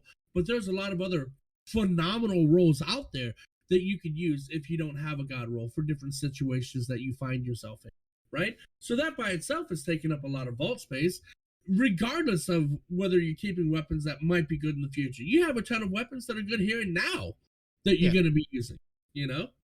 And another thing, armors and stuff. Yeah. And another thing with the collections, you've got an exotic weapon, you've completed the catalyst, it's all good to go, but it's sitting in your vault at power level because you need it for, say, said activity. Why can't Bungie put those in your collections and you can pull it out at whatever power level you are? So rather than me going to the collections and pulling it out at 1100 and then having to infuse it up, I am at that power level. Why can I not pull that exotic weapon back out of my collections? I've done all the hard work. I've unlocked the catalyst. Again, I'm not really worried about kill trackers on it. But why can I not pull that back out of my collections at my power level? So I'm 1350 at the moment. Why can I not go to my collections, pull that out at 1350? That would alleviate weapon space in my vault for the weapons that I have at 1350 ready to go into Grandmasters and things like that. I mean... See, T-Rex King answered your question. He's all like, kill counters give a feeling of companionship for what you and that weapon have been through, you know? Yes, so but when you're using it as a way to hold on to something, then it's a bit ridiculous, because you can take a picture of it and go, this is what dedication I gave to the game. I did this. I'm not going to really use this much. You know, I'm not, unless you're continuing to use it, then yeah, keep it. But if it's something you've put in your vault and you haven't touched and you're not going to touch again, and the only thing that's keeping it in that vault is the kill counter, then take a picture and move on. You don't need it. But if it's something you are constantly playing with, and that's why your connection to it is that it's got that kill counter and you're still racking up the kills, then, you know, keep it. Then I've got no issue. But if you're just keeping it just because it serves the purpose of keeping that picture in your vault, then don't keep it. You know, another thing that Bungie could absolutely do that would save vault space as a fix to the situation is right now we have guns that roll with 2 perks in column A, 2 perks in column B. No, usually like 2 perks in one of the columns and 1 perk in the other, right? Is what we have. And then you get the higher tier ones, which will give you 2 in A and 2 in B, right? Why not just go back to the whole, back is a strong word. Just go to a system where you have each weapon that drops, you have 3 or even 4 perks in both columns, right? Now, you still have the randomness of the random drops, right? But you just have better odds of getting a weapon that you want with the roll that you want, right? And that'll alleviate a lot of vault space, because one weapon could potentially have 2 or 3 rolls on it that you like, instead of keeping 2 or 3 weapons that have that roll, you know? But what I'm saying is, I'm just saying to Bungie, this, I'm sure this wouldn't take too much of their time to update the collections to say that if I pull that exotic weapon out, it's at my power level rather than at just 1100. That's one thing, but we're not just talking about exotics. Exotics aren't really the problem when it comes to vault space. It's the legendary. Let's be honest. You know, maybe exotic armors, fair enough, but exotic weapons are not the vault. Well, no, space. I mean I keep all my exotic weapons in my vault. You would. But you're not the norm. No, I think maybe if I just dismantle them and just go with what Bungie's done, but it would You're make not it so much every easier. Because that's what a collection is for. I've collected that weapon. It should just be I pull it out, it's that power level, and I can go with it. Sure. Maybe even the kill tracker stays on it. Once you you take it out of the collection, it knows how many kills that you've got on that weapon. You pull it back out, and it continues that kill count. Sure. Maybe that's another way of alleviating some of the issues with the kill counts. But yeah, no, I mean, all these are good solutions, but like I would still prefer more rolls on a given weapon. You know, stop with this 1 or 2 perks in a column and give us more rolls, because like that would alleviate a ton of vault space by itself. If they are absolutely adamant on not giving us any vault space and giving us all these different rolls on these weapons to make us keep all these different weapons that have potentially good rolls, then give us more perks on our weapons. It's ludicrous. I think that's the other thing, is that they've never actually come out and said in a TWAB or just like in plain English of there is no way that we can increase your vault space. There is no way that we can do this. There is no way that we can do it. So people are going to kind of constantly ask, can you do this? Can you do this? Like until Bungie actually say no, it's just going to be one of those things. But I think this is one of the points where they need to clarify exactly why they can and cannot do things, or if it is possible in the future that they can do these things. Yeah, I mean, at least give us we're looking into it. We don't have news, but yeah, well, I feel like we've talked that to death. Yes, we have. To death. We're out of vault space for this conversation. So, Gunsmith Reputation. Banshee 44 is getting a new reputation system that matches other vendors in the tower, such as Zavala and Shaxx. This means that we are removing some of the items that were previously associated with the Gunsmith Reputation, namely gunsmith materials and weapon telemetries.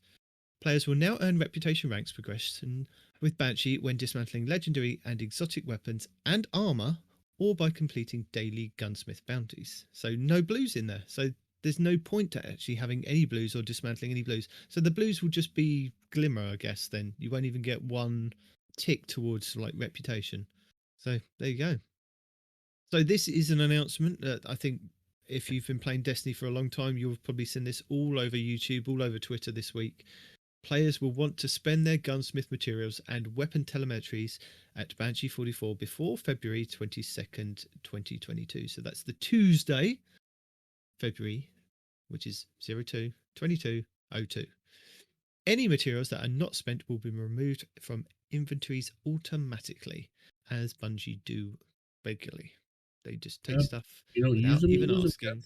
And ladies. Yes. So that also, as a quick reminder, if you are playing the game quite regularly, don't forget to go around and visit the vendors in the tower. You may have like X amount of engrams stored up at Shaxx, Zavala, if you've been playing these different things. And I'm missing out that poor old drifter down there. But again, if you've played Gambit, he will have some engrams for you. They will drop weapons. If you don't like the weapons, they dismantle into the gunsmith materials. So you can then get more reputation or more stuff at Banshee. So go and turn those in. Go and collect those before the end of the season. Dismantle them or keep the weapons, so that you then have got the shards and things before Bungie automatically remove things. So, yeah. What's going to happen to your gunsmith rank is it's probably going to reset like everybody else's does every season. Yeah, every season they reset everything. Yep. Yeah, it's going to be starting, especially since they're scrapping the system they have and giving us the system that all the other vendors have at this point. Yeah, it's going to start from zero. Yeah. So one thing I completely forgot about is like Crow going and doing like the hunts. I went and visited the Crow because he was flashing on the screen, and it turns out like he had loads of engrams for me, so I was like turned in about 15 of those, got some Jesus. weapons that I didn't. That I there's- didn't want, and some that I did want. And I was like, yeah, oh, okay, I completely forgot about that. Which crow? The one by Spider or the one in the Yeah, tower? the spider on the tangled shore. And then you've also got your Wayfinder's compass. Don't forget to go and visit that in the tower next to Marasav.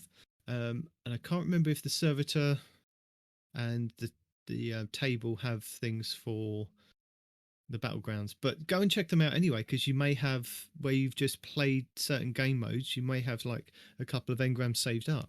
Yeah, if you've played things, just go visit all your vendors before the end of the season. Just see if there's anything lurking there, or eventually bear down and go, I've got like 27 engrams sitting at shacks. I really just need to pull them at some point. And while you're cleaning out your vault, while you've got your list of things to farm out, go clear those all out, because maybe there's something worth getting, maybe not. Maybe you can just trash them all and go, all right, we're starting fresh in this new season. Yeah. And now At I least have you a get some fresh shards pile for of it. things. Yeah, fresh Mhm. pile of shards to go and use on everything else that comes. So mods and mod components. If you are like me and you have over 1,000 Nobody's mods, like you. Stop opening it like that. no, people. I can't be the only person that's got I've got a stack of 999 mods, and then I've got another stack of Jesus. 813. It's like, I don't need all the mod components. I don't need these. I had all the mods. Stop giving them to me. Mhm. Can I just not turn these into something else? But obviously I can't. Yeah, right there with you. I've got a stack of 999 and then another 80 or Okay. so. But That I'm just I'm- what am I wasting? What am I spending these on? There's nothing to spend them on. So I buy the mods, like I've owned come out, and then I have components. Yeah, they just. Oh. Anyway, so they will also be removing the mod components from the game, starting in the Witch Queen. Weapons and armor mods sold by Banshee 44 and Ada 1 respectively will no longer require mod components to purchase, and instead cost 10,000 glimmer each. Furthermore, as part of this update, they are increasing the number of mods available on each vendor at a single time from 2 to 4. nice. So that'll help the new lights get caught up. Sounds like. Yeah. And if there's some mod that they haven't sold in a year and a half, and you've been hunting it, Right. now there's a better chance of it coming up. There's more opportunity to buy the mods. I know people have been hunting like powerful friends and things. Every time it comes up, I see Twitter and YouTube be like, "Oh my god, they're selling it today! Buy it now while you can." So all those things you can complete your collections and have the thing you need to finish your build that you've been waiting on for many weeks. So with that, the ghost mods that generate weapon telemetries will be going away and being removed as they no longer serve a purpose. These mods are Arc Analyzer, Solar Analyzer, Void Analyzer, Omni Telemetry, and Banshee Special. So they will be removed from our Ghost. We don't need them. Not that I know anybody that runs those ever. No, because why would you? Maybe for new lights, I guess. I don't even think they. Why No, would because you hurt can go yourself to like that? you go to the tower, you pick up the bounties. He gives you Yeah, mod but they components for completing the have to have bounty. it, right? No. Yeah, I mean, maybe if it's the only one you have, but yeah, even then, no, just not worth your time. So Rahul's taking over, and as we've mentioned in the past, Master Rahul will be Yes. inheriting Spider's material exchange duties in the Witch Queen. Exchange rates should match what you know from Spider for now. For But now. these services are being shifted to the tower as the Tangled Shore will soon be off limits to Guardians. In addition, Rahul will be picking up some of these wares that Banshee 44 and Ada 1 once offered, specifically the sales of enhancement prisms and ascendant shards. As noted above, this makes space for more mods to be available for purchasing during a given week. Rahul will be offering these materials at the same price as Banshee 44 and Ada 1 once sold them. Enhancement prisms will be 10 enhancement cores, 25 planetary materials, and 10,000 glimmer. And ascendant shards will be 10 enhancement prisms, 100 planetary materials, and 50,000 glimmer. So basically what it is now. Yeah, and I assume it'll have the same limit of you can only buy so many before it says you've hit your day, week, whatever. Because restrictions and things. For whatever reason. As a final note, before we move on to some Money, let me spend exotic my money. news. Stop restricting me and take my money. Sorry. You don't have any money. We've been over this. We have all the money. You have no money. Ouch. I've collected some. No. I've got like Earn more money. Nope. I've got like 7 golf balls now. I think I have like 30 something shards Oh, those be gone tomorrow. and a couple hundred cores. So I've got some currency now. I'm not completely broke. Those are already spent. Probably. So as a final note, before we move on to some exotic news, Master Rahul will also be able to decrypt umbral engrams. Yay! So players will not have to hop between the helm and the tower to decrypt all of the engrams in their inventory. So then what's the point of the helm? Unless you want to focus the focus, engram, yes. in which case you'll still need to go to the helm to focus your engram. But if you're just like, I don't want this here anymore, give me something, you can just go to Rahul. Now, there is some good news for the Hawk Moon and Dead Man Tale. So if you have missed out on these, Yes! Oh, I'm so happy to hear this. I'm sorry. you Yes. won't be longer too have to- hot. You don't have to run them anymore. Yo. You can't make Nitedemon can't make you try to get through jumping puzzles and keep him alive while he tries to get his things. You promised to run me through that so that I could get my flawless on there Mhm, because I had to do the jumping for you. I did, but now that can't happen anymore because those are going away. So, Hawkmoon and Dead Man Tales, as of February 22nd, 2022, the Harbinger and Presage missions will be no longer accessible in the game. The team still wanted to preserve the ability for players to obtain random rolls of these weapons. And I thought of this last week, so not that I maybe shared it with anyone. I thought, why don't they just give it to Xur? And guess what? They're going to give it to Xur each week. So he's going to have the weapons each week, and they will be random rolls each week. Big fan of that. That gives Xur so much more clout now. Yes. But you won't be a fan of how much it costs you to purchase each item. So every week, Xur will offer a unique role for both Hawkmoon and Dead Man's Tale, and will be purchasable to all players that own Beyond Light for the following materials. 1 Ascendant Shard, 1 Exotic Cipher, 125,000 Glimmer, and 200 Legendary Shards. Oh yes, you will have to spend a golf ball just Everything to get there is okay a except the shards. That's the golf ball. I'm sorry. That's insane. Now, what I would probably say to you for this is if you don't own either item, wait until each week when Xur turns around, and as Peroty noted, for any new light players, check out Fallout Plays. Each week he does a minute breakdown of what is available with Xur. Now, if Xur turns up at the tower, turns up in Nessus, the EDZ, with the god roll that you need to go and get for, say, either Crucible or Strikes, that man will tell you. It'll also be all over Twitter. So don't that it's gonna be static roll. It's not gonna be random. Okay. It's going to be You're going to see the roll. You don't have to roll. you don't the have roll. to. No. Yeah. Yes. You'll be able to see the roll before you purchase it. So that makes it better. Okay. Yeah, we're good. Yeah. The roll will be random each week, but you'll be able to see what it is you're purchasing, as opposed to let me throw my golf ball in and for the best. Yeah, exactly. Okay. Because you don't want to just go and get the weapons just to see how they feel. I recommend going getting the weapon that the most players say is the best version of this weapon for you to try out, rather than just go, I need it and stick it in my collection. With an exception, I do believe everybody should have a Dead Man's Tale. That is just an overall good gun, period. Yeah, but there are some really bad rolls on that, and you don't want to waste a golf ball that you've sweated over if you're a new player, or even if you're an average player that doesn't have. Right? I think everybody should have a Dead Man's Tale. That's just a good gun, period, flat out. It's a fine gun. It's a good gun. And speaking of, and what you're saying about there's so many different rolls, I've got 4 rolls of that gun, and so far, none of the rolls that I have are better than the original one with the question mark that I've got. Like, that makes no sense. No, stat-wise, I will show you. All of the ones have... Don't show me your weapon. But the original roll only has the one perk, right? That transformative perk is not a perk. It's basically you should go do this again. Exactly. But the thing about it is that question mark doesn't take away any stats. You know?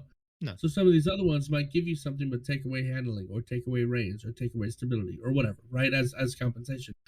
The one with the question mark, there's no negatives about it, right? So my original one with the effing question mark has better range and stability and handling than any of the rolls I've gotten so far that have.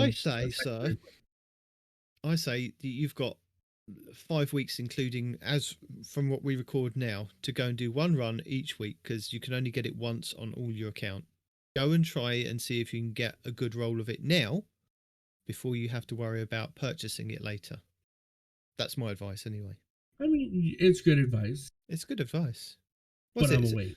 You literally, it's you search on whatever platform you are on, and there is guaranteed to be about 5 or 6 people running it within like your searching parameters. You'll be able to find somebody doing it, or if not, we do have an LFG that we are joined to. Peroty, would you like to tell the people about that? I would. We Guardian Downcast and Guardian Hub all have a tri-podcast LFG that if you're in our Discord, there's a nice little link under there under Destiny News and Information. There's one that's just called Tri-Podcast Raid LFG that I think Kingsley Mack from Guardian Hub talked the 100.io developers into making one. Basically, if anybody posts anything in LFG for either of our 3 communities, it will tell you about it and you can join it and go run things with people.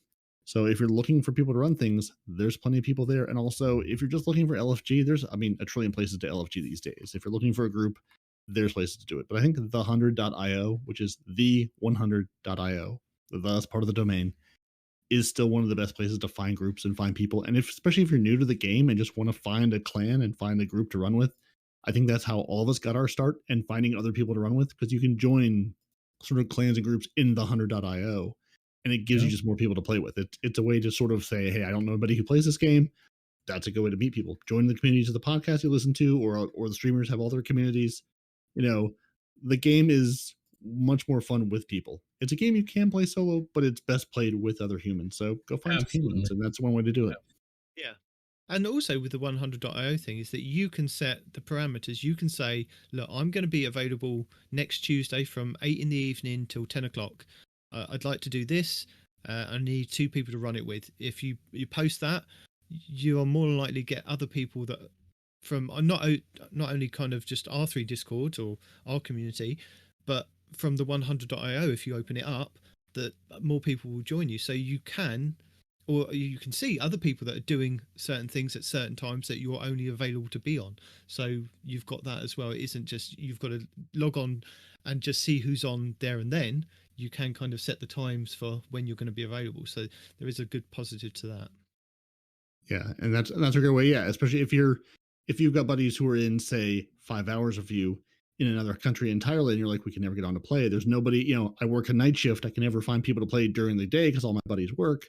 That's a perfect place to say, hey, here are the hours I'm available. Because it'll ask you, like, when you're looking for a group or you're looking to join like a 100.io clan, what hours do you play? What time zone are you in? And it'll match people in your time zone in your area, so you can actually find people on with you.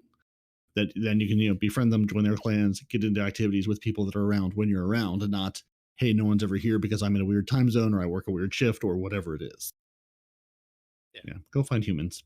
Humans make the game better. So yes, with the exotics come exotic catalysts. Now these are things that normally enhance the weapon. Sometimes they do minor things to the weapon to make them better. Sometimes they do major things to the weapon. So on the Hawkmoon, the Dead Man's Tower, and the Aegir Scepter, which are available this season at the moment, those catalysts will be moved to playlist activities. So strikes, crucible, and gambit completions, and you have a random chance at them to drop. In addition to these, they've also added the ability for 3 catalysts that have been absent from Destiny 2 to drop from activities as well. So the full list is Hawkmoon, Dead Man's Tower, the Aegir Scepter, the Outbreak Perfected, the Whisper of the Worm, and the 4th Horseman. So that's the Pulse Rifle, the Outbreak Perfected, the Whisper of the Worm, which is your sniper rifle, and the 4th Horseman, which is your shotgun. All exotic, of course. Oh, yeah. So I won't tell Pan, who's been working on his Aegir Scepter quest, that they're going to move it into that next season. Shh. No, no. No. It's where you pick up the catalyst, not where you work on the catalyst, my dude. Still one and the same in his case. Oh, he doesn't even have it yet. Now, Respawn, have you saved the date? 2/22/22? No, the other date that you need, that you and the team need, the Frozen team. the gang, the world's the first. honchos, the head honchos of the Frozen, whatever we are, I don't get know, together man. and try to raid first, world first. I don't actually know because we have so many raid teams now. Like I'm it's not glad there just was us. communication, so they've obviously left you out of that. They have obviously left me out. Yeah. So, if you wanted to, you have to save the date for the raid, which is going to be on March 5th. So I think it's like 10 days from the Witch Queen. So that give you one reset in between of a full reset before you kind of go into a raid, or if you want to try and go into a raid. So while we still have a bit of time before the world's first race, we wanted to get the rally flag planted in the sands for when you should be expecting to take the time off for a challenge. We don't know what it's called. It's called Redacted Raid, as always, and it's going to be 10 a.m. Pacific, so that's 1600 UTC. And is that 1 o'clock EST? No idea. Yes. 10 a.m. Yes. Pacific, 1 p.m. Eastern, Yeah. 1800 UK time. Yes. And I think about 2 o'clock in the morning for Australia. Yeah, Australia, 2 a.m. So get up early or stay up late. Basically, there's going to be more information coming on the contest mode, which I believe on the day one race is it 20 to 30 light lower than what you can actually get to. So, we were talking about soft caps and hard caps before. What happens normally is the raid, for example, like the last one, the Vault of Glass, with the contest mode that was active, it was only active for the first day, for the first 24 hours. And if you kind of passed it in the first 24 hours, you got a special emblem. It's probably going to be the same for this new raid. And so let's say the power cap is 1550, isn't it? And the hard cap is 1560. What normally happens is it's normally about 25 to 30 light lower than, or the contest mode is lower than what the actual hard cap is. So regardless of whether you've grinded to get to the hard cap or the pinnacle cap, it doesn't matter. So everybody's locked to that. So you don't have to get to the max light to get in. It helps once the first day's gone past, but say if you and your team can get to, say, I'd say 1525, maybe 1530 by the time the raid comes out, that's going to be a good place, because what happens is that the raid, as I said, is 25 light lower than what you are to get in, but then the encounters do scale up as you get towards the final boss. So it is achievable on the first day, and it's not just necessarily for streamers to accomplish. Other people do go and play it, but just be prepared. You don't need to grind it out to be max light, but you do need to get to a certain point to actually have some effect. Or you could just go in there in the soft cap and really just kind of bang your head against the wall just to see what it's like. It's entirely up to you. I'm not your dad. I'm not here to tell you stuff. I'm here to tell you stuff, but not tell you how to do the stuff. You do you. That's accurate. Yeah. You can load in day one with a bunch of buddies and be like, this is hard and stupid. We're going to fail miserably and have a good time with it. Exactly. I did it with my good buddy Hazel from Guardian Down podcast. We couldn't get in, the team that we had of the Vault of Glass. That first encounter is so easy now, but it was just, it was fun. It was just pure fun. And my wife looked at me like, you've been sitting here for like 3 hours doing the same thing over and over again. I want to watch something now. I'm like, and you're I thought I might be able to get in the door. You're like, you are watching something. It's silly, but you're watching it. So yeah, it's good fun. So, moving on. Peroty. Where's PSR? Where's PSR? PSR's right here. Yeah, the PlayStation Revolution, obviously. The player support report is here for, we talked about our hotfix we had today, or this week. As, with all hotfixes become hot breaks because things are broken. One of those things. So yeah, and they once again talked about the things they fixed already, which they already told us about. Although apparently they did also forget to mention in the Grasp of Avarice dungeon, players will no longer be trapped outside the encounter if they are dead outside of the crystal tunnel when the encounter begins. So that they didn't have in the notes. And they do once again reiterate colorblind settings, fix those, and our Wish Ender bow is beautiful. But the two known issues they're looking into is when first spawning into an area or activity, hand cannons sometimes don't have ammo, which seems like a perk, not a bug to me. But that's, you do you.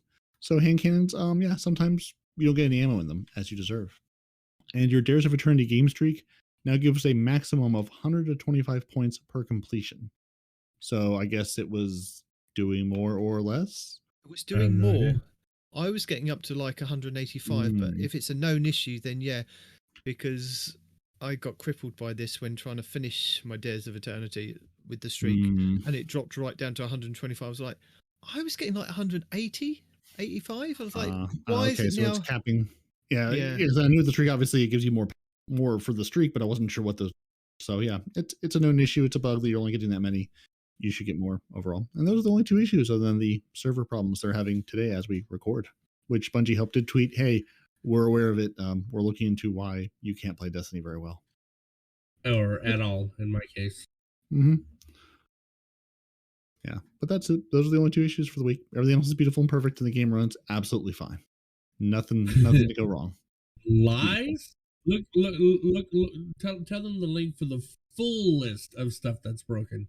Oh, yeah. I mean, there's the known issues list we put in the show notes every week. So if you are seeing a bug that we didn't talk about today, maybe we talked about it in the past, and I keep threatening to one day read out all the bugs when we have a slow week and everyone screams no and runs the other way, because there's still a lot of lingering bugs out there. But yeah, if you're seeing an issue, the known issues list is a good place to look to say, hey, does Bungie know about this? Do they acknowledge it? And if not, I should go tell them. And yeah, if you're seeing a bug, grab a clip, grab a screenshot. It helps if they can see what you're seeing and what platform you're on to see the bug to help them fix it. So yeah, that's it. And we have beautiful movies and beautiful artwork and lovely things of the week, which I have to watch any of. I've been super lazy. We have quite Before we go, today, or before don't we finish reading our TWAB, over the weekend, there are some clarifications. Over the weekend, a few Guardians out there were scraping our articles to figure out whether or not Iron Banner bounties will be removed at the end of the season. It was discovered that we had a slight error published to our website and wanted to take a moment to set expectations on what is being removed. So, Iron Banner bounties will not be removed at the end of the season. Yay! Ooh. So what this basically means is if you play Iron Banner, and they've guaranteed that there will be one more Iron Banner before the end of the season, I think it's the last week of this season. Yeah, I think it's the very last week, yeah. Go out on a bang, an iron bang. Complete those bounties. Hold on to those bounties. Keep them lovingly on all your characters. And then when we get into the new season, unpack those bounties. Well, once you've got... After you've gotten your artifact. I was just about to say, after you've got your artifact. Because you will still get the XP plus, I believe it is. And you may have a chance at getting whatever new is coming to Iron Banner next season, because every season we get something new. New weapons, new armor. You may just get a god-rolled weapon of a new weapon that has come to Iron Banner. You may not get anything. You may just get old weapons and armor, but you have a slight chance. Those will be capped, though. Any bounties that you do retain from this season will be capped at 1350 power and not give players any bonus to power next season, but it may just give you something sweet, some sweet loot that you could then infuse to get up to power. Some pieces of candy. Yes. Yeah, I appreciate them calling that out, because a lot of people have asked and discussed and what should I keep and what should I not keep. So I'm glad they actually said, hey, here's what's going on. But what they have said is additionally, these bounties that we are hoarding now for Iron Banner will be removed at the end of season 16. So that's the first season that we have in the Witch Queen, because Lord Saladin will be taking his turn in the rollout of vendor reworks. So finally, Iron Banner will be the place to go and get levels. Although I'm quite leveled up at the moment with Iron Banner. I don't know off the top of my head, but I'm pretty leveled with him. So that also means tokens as well. Yep, I was just to say, so what I'm hearing is I should spend the pile of tokens as I just continue to collect, because again, there's no real reason to spend them on anything yet. So during this upcoming season, Witch Queen, or now, if there's a role you want in this last season, start spending your tokens and don't hoard them in your vault. They won't do you any good there. I'd say if you've got a massive amount of tokens this side of the Witch Queen, I would turn them in Yeah. now, unless you want to save them for the new hotness next season, because in Yeah, theory, if there's a role of something now in the game that you want, start farming for that role now. Because yeah, it just Farming? Start you're- farming for that role? well, only farming by throwing slot machining, gambling. the only reason I say this, because your sorry, loophole is just going to go up with whatever else they add in Witch Queen. but they do Your take chances some only go stuff out down. of the loophole, don't they? They do shuffle it around. But the only reason I'm saying this side of the Witch Queen is because let's say that you turn in like 1,000 tokens, and those 1,000 tokens only give you weapons and armor that you don't want, and you dismantle those. What you will get at the moment is you will get weapon parts and you will get shards. Next season, in theory, you will only get reputation at the gunsmith and you will get shards. Whereas at the moment, you have more chance at getting weapon parts to then either get chances at weapons that you might want from gunsmith now, and if you don't want them, you can dismantle them into more shards. So it's double amount of shards, I'm thinking. But you do it whether you want it this side of the season or you want reputation next season. It could be better with the reputation next season. Who knows? So, most important question though: how many Iron Banner tokens are in your Vault, Nitedemon? Because I've got 4,100, and I've spent mine in decent clips as we've gone on with life. I've spent big chunks at a time, but I've still got 4,100 sitting there. How many do you Jimmy, have? And have you spent a bunch of yours? I bet you can't guess how many I've got. He's probably got 0. He probably spends them. Yeah. Now it's either going to be like 200 or it's going to be like 10,000. And I'm going to say closer. I'm going to say. Let's see if I've got. I'm going to say 1,300. I'm sorry, 13,000. The respawn would have been closer. I've got 169. Okay. That's the thing. It's like. Do I remember him saying he was turning them in for anything? Was there something you were hunting for? No, okay. There wasn't anything specifically I was hunting for. I was just trying to. I threw the tokens at him the last couple of weeks that he was here, just to get high stat rolled armor for my warlock, because I was trying to do the Voidwalker build, not Voidwalker, but the build that I talked about last week on the podcast with the Verity's Brow, and I was trying to do the build in Crucible where you throw out the vortex grenades and things like that. So I just wanted different stat distribution. So I was throwing as many tokens as I could at him to get the rolls, which is also another good reason why you want to play Iron Banners, because you do get high stat rolled armor, either to drop at the end of the match or by turning in the tokens to get armor.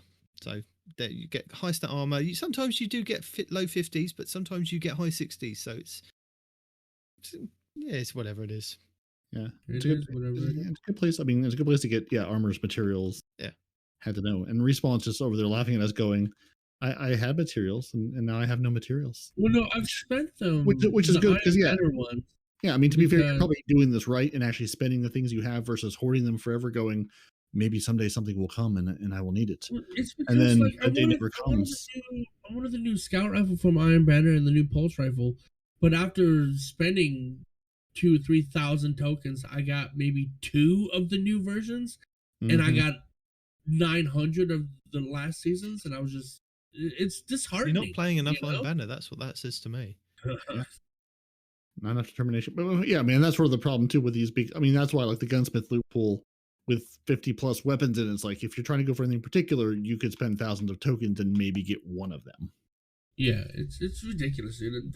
Iron Banner breaks my heart when it comes to the weapons you get from it, man. The armor is kind of meh. I mean, I used to really love the armor from Iron Banner, but you could be an Iron Samurai. Don't talk literal Iron Samurai. Yeah. You could be the king of the sea. Yeah. You could be the SpongeBob SquarePants of Destiny. In the last few seasons, man. I'm sorry, I'm not. I should be. You guys are, obviously, but I'm not impressed by it, dude. I'm really not. So if you have been like me and you have been saving up some bounties to go into the Witch Queen, don't forget the seasonal bounties related to Season of the Hunt, Season of the Chosen, Season of the Splicer, and Season of the Lost will all be removed at the end of the season. So turn those ones in. Also, bounties from the Tangled Shore destination will be removed at the end of the season. Some daily bounties from the general activities or destinations may be removed depending on objectives or reward balancing on per bounty basis. Example, a handful of Drifter and Gunsmith bounties are being looked at alongside some vendor work. So don't get to the point of we've got to the Witch Queen and you go, I didn't turn those in because they've been removed because they're telling you now. But having said that, what I'm kind of doing at the moment is doing the daily bounties on Shax and Zavala. I might get to Drifter at some point. And I'm storing those ones up, the daily ones, because they give you XP plus. And to get my Bright Dust from said vendors, because you get 120 Bright Dust for completing 8 at each vendor, I'm doing the repeatable ones. So I'm doing 8 of the repeatable ones, turning those in, because you don't get much XP from those. So I'm doing like 8 for, or I think it's 5 that you can pick up each time of the repeatable ones, going doing those, coming back, buying another 5, going off and doing those, turning them in, getting my 120 Bright Dust from each vendor, so that I'm still getting my Bright Dust that I want to get from those, plus you're getting 10 Bright Dust for completing those repeatable bounties, so I'm saving up my Bright Dust for those as well. So there are some things that you can kind of do of hoarding on to some of the good XP ones and not doing some of the others. But think about like the Cosmodrome. Cosmodrome's got 2 weekly ones that you can kind of do, which is XP plus, I believe. You could, if you've got space in your inventory, you could go and do the ones on Nessus, the ones on the EDZ from the specific vendors there. But yeah, you do you. You get there how you want to get there. Is it D2 checklist that has the like sort of seasonal preparation thing where it sort of says like, hey, here's, you should sort of have like this many of these materials, this many of those materials. I want to say it's d2checklist.com. I can't remember now. It sort of has a here's like how much XP you can bank. Oh yeah, it says for the upcoming season. Here's how many you have. Here's how many you should have, kind of thing. Yeah. So if you're just going, I feel like I should prepare, or I've got time. What should I be doing? That's a good spot to go. Hey, do you have materials? Do you have experience? Do you have enough glimmer? You're going to want to start the season with enough glimmer, buying bounties and start getting things. So that's not your first thing going, oh, I'm broke right out the gate. So it's a good spot, other than what Nitedemon just said, to go do and say, here's how I can sort of prepare for the next season. At least put myself in a position where I can go and start playing day 1 or day 3 whenever they fix the big bugs. So again, if you're a new light player, or you're a new player to Destiny, and you're going to get the Witch Queen, or you're preparing now for the Witch Queen, what basically the general rule of thumb is to save up as many bounties that say XP plus on them by going around and collecting them from vendors, and don't turn those in, because once the Witch Queen starts, or once each new season starts, we get a new artifact, and once you get that artifact, you'll need XP to unlock the certain different requirements, to unlock the different mod slots and mods that you can kind of get for each season. So the general rule of thumb is start the campaign, wait until you get said artifact to drop from part of the quest. Once you've done that, then start popping all your bounties. That will rank up your XP on your season pass and also your artifact, so you're hitting both of them at the same time. So it's a good way of kind of getting ahead of the curve, because the artifact will artificially bump your light up and help you get into harder activities quicker and faster, and unlock some mods for you for the new season. And then your season pass will give you like bonus materials further and faster up you get. So you've got the free track and you've got the paid track, so depending on which one you are, there'll probably be an exotic on there which is either good or average for the season, and you get it the first part of the paid track, and I think it's about 35 on the free track depending on where you are. Also, with that saying, your season pass, don't forget to go back and look at last season's pass on the Bungie app, because you can access last season's pass. So if you've left any exotic engrams, if you've left any gear on there, any materials, go back and you can have a look on the Bungie app, either on your phone or tablet, and see what or I think you might actually be able to do it on the website as well. Go back and have a look, and I believe it is under, so if you go onto the main page and it's under season. Didn't they remove that, or was that? No, Forgetting. Okay. So if you click on the button that says season, and then just below whatever character it is, and don't forget, if you've got more than one character, there will be different things on each track, because I think we had armor on one of them. Oh no, it's probably not now. So they removed the armor. Yeah, this past season. Yeah. So if you go on to Season of Splicer, Unclaimed Rewards, and you can have a quick look at see if you've left anything on there. So at the moment, I've got a Legendary Engram on there, a couple of those. I've got a Shattered Cipher on there, and the Cryosthesis 77k in track number 35. Yeah. I've got a couple of exotic engrams sitting on there. So yeah, I've got some things to claim. So go back and do that, and then once we hit the Witch Queen, if you've left anything on this season pass, you can then go back onto the app and access it from there. So if you want to leave some exotic engrams or materials that you've got to and you want to save them for next season, then you can do that as well. We did it. We made it through That's the a lot of 12. work. We've done the 12. Yeah. It's a lot of work. Yeah, a lot of 12. So I'll tell you what isn't a lot of work. You should. Because I've done a lot of work. What can I not do now? We can listen to a Respawn's Report Roundup. You sure I can. love a triple R.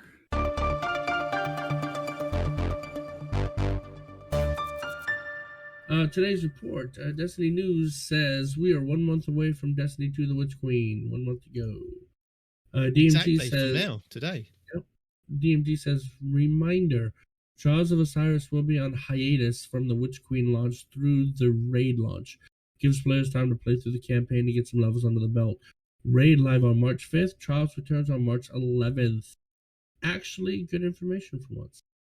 Chevy says this frustrates me so much. I'm guessing he's talking about everybody's going to be at the same light level. He is, yes. DMG says go deeper. Problem space. New and returning players can be severely underleveled for new content on day one. Rather than asking them to grind for X number of hours to just be allowed to experience the campaign they had just paid for, we're bumping things up. And by go deeper, I mean go deeper in your feedback to help me understand your feeling. Destiny News also says Bungie has confirmed that the Witch Queen raid will launch at 10 a.m. Pacific, March 5th, after an hour after the data reset. Bam. And last but certainly not least, in other news, Savathun acquires the Traveler's Light for not $70 billion. I just had to throw that in there. Yeah, it's not bad.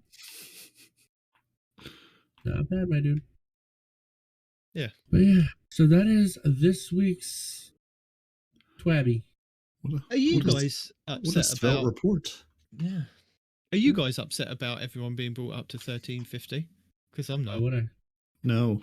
I did see some of the Destiny folks like responding to people being like, why are we upset about people? You know, I guess people made the argument, oh, you got to earn your light level, blah, blah, blah. Like, no, you got to go play the game.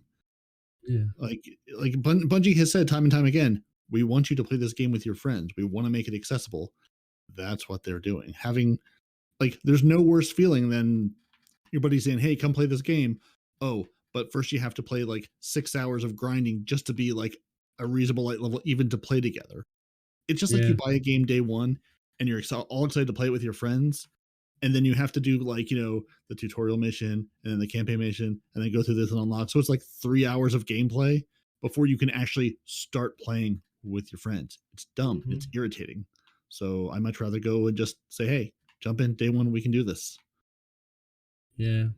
That happens with a lot of games, including one of my favorite ones that I may or may not be playing. Off I know you're playing it. I know you're playing it. Yeah. I can see it comes up on my screen. Well, it's the only thing that I can play right now. So, Right.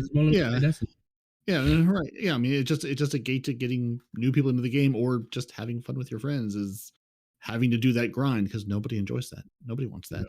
So yeah, no, I'm happy that everything gets brought up a level and also can tell me which of the guns have I not touched in 6 months and I can now delete out of my vault because they're now at the new light floor. Yeah. So I've got some videos for you guys to check out.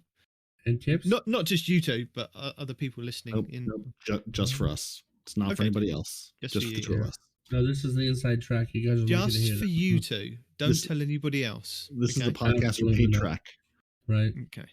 So, building on, I, I think it's the last couple of weeks where I've highlighted a couple of builds that require you putting a Void Warlock together and going into PvP and destroying teams with 3 Void Warlocks with the handheld Supernovas. Mm-hmm. There have been many content creators. I think it was Plunder the Booty and Brave X Hero last week, I think. So go check those out, who did the initial builds.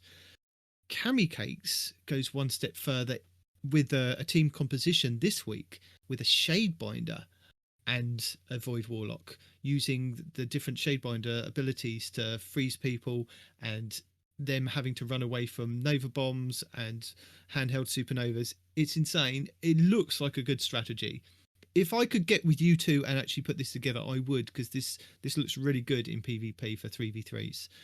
Go and check it out. It as I said, it's Warlocks, and everybody seems to love Warlocks at the moment. It's a good Shadebinder build. I would say not everybody, but Nobody Warlock's hates a Warlock. I mean, nobody hates a Warlock. Yeah, that's a yeah, good I way mean, to put it. maybe everybody doesn't love them, but like nobody hates a Warlock. They're just Warlocks. Yeah. Warlocks are just hanging out, guys. Who be? So next we have Sneaky Beaver. Every time, without fail. Every time, dude.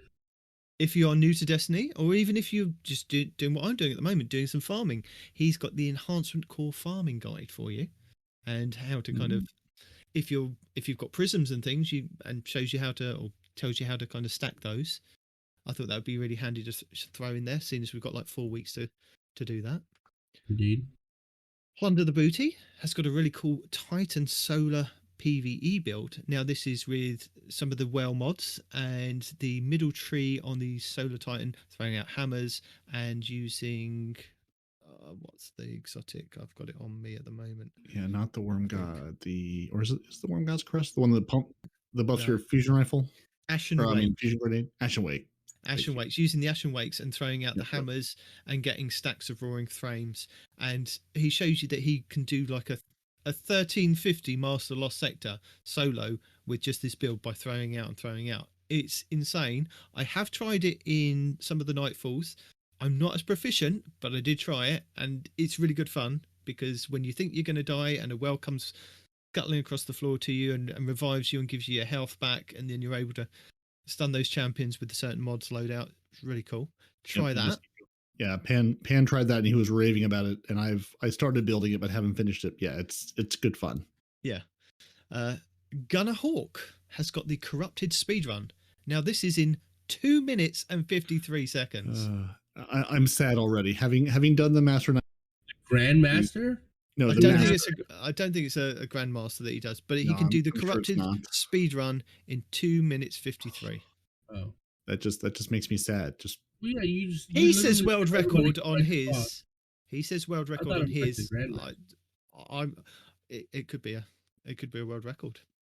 Cool Guy has got the Verity's Brow review. It's great in PvP, and again, he goes over all the different builds that you can use this on. It's not necessarily having to use it on the Void Warlock, but he goes into like the Stasis, the Arc, and the Solar builds, and the positives and negatives of using this exotic, and why you might want to use it in certain builds. So again, going along with those Warlocks that we love so much for the last couple of weeks. Check that out. Fallout Plays. This is one that Respawn picked up on this week and dropped in the chat. The Truth About Shotguns and Icarus mods. And this is one that he reached out to Chris Proctor from Bungie because of a throwaway comment that he made on the Destiny Community podcast, where he said he wouldn't put Icarus mod on a shotgun. Now, Fallout explains this was more like a personal preference, not necessarily a preference for what makes the gun better. But Fallout goes into another one of his shotgun videos and explains in detail exactly what Chris meant, because Chris actually explained and agreed with him. So it's in collaboration with Bungie, basically. It's another one he starts by saying, so I said I wouldn't do another shotgun video, and here we are. I think he starts every shotgun video from like about 2 years ago saying that. So yeah, it could be any of those ones. We have Castle Content doing the Taraba. This is the exotic submachine gun, which ramps up when you get shot or if you deal damage. You can then trigger it to do nutty things in PvP, and he pairs this with the Path of the Burning Steps, which are exotic boots for the Titan, and it was just gameplay that I loved watching, even though he wasn't getting some of it. I mean, he says that he was forgetting to reload, or he put it on Middle Tree Striker Titan. No, he put it on Middle Tree Striker Titan with the inertia override. So when you slide over a green ammo brick, it gives you extra damage. So he was doing that when he remembered to do that to give him the extra damage when he initially engaged in a gunfight. But then when he triggered the Taraba's exotic perk on it, it was melting people. When he got all three things going, it was fantastic. So check that out. Nice. And then one that Hazel pointed out in our chat, and I think Peroty's going to go into this in a little bit more detail in a minute, which is 10 gunsmith god rolls that you need from above. So that will be above the YouTuber above. Don't do a him, please. Don't do him. Don't do a him. I feel insulted and empowered at the same time. And then one I came across this morning was an unsunset glitch. Now this is using your mountaintop, your recluse, and any other weapon that has been sunset. So this is using the sunset weapons at power level. Now he was using it in the initial opening area of the Vault of Glass and was explaining that normally if you try and burn down even a Vex, just like out in the garden there, it takes 2 clips to burn them down. He was showing you that it was a recluse was burning them down in less than a whole clip. And Selfu, I believe it is the guy that did it, goes over how you can do it and what are the limitations of it. So if you want to go back to the sunset weapons and use them in every sunset weapon or just like the pinnacle sunsets, you're going to have to go and check. Okay. And then, as we say every week, don't forget the Shattered Realm guides from Obontis, going solo legendary for the Forest of Echoes, Ruins of Wraith, and the Debris of Dreams. He's got walkthroughs for those that I've got linked in our show notes.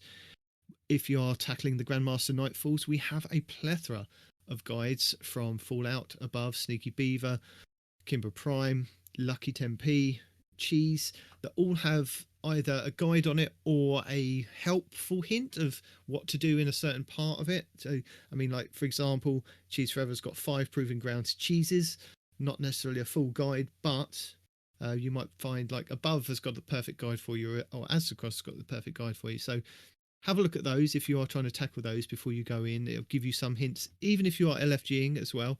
At least you know what you're kind of doing, that you can then communicate with the team before you go in. But just don't tell anybody that you LFG with that I saw a video.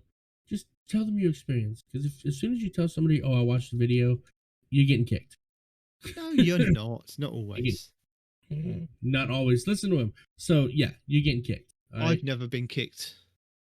That's just because people know that you're Houndish. Nobody would ever kick Houndish. Yeah, I should come off of the Houndish account when I go on the LFG, shouldn't I? Yeah. Should. They're on to you. So, Peroty, you've got something really interesting to go over for our tips, tricks this week, haven't you? I do, because as we discussed, I'm in the boat of I have all the gunsmiths.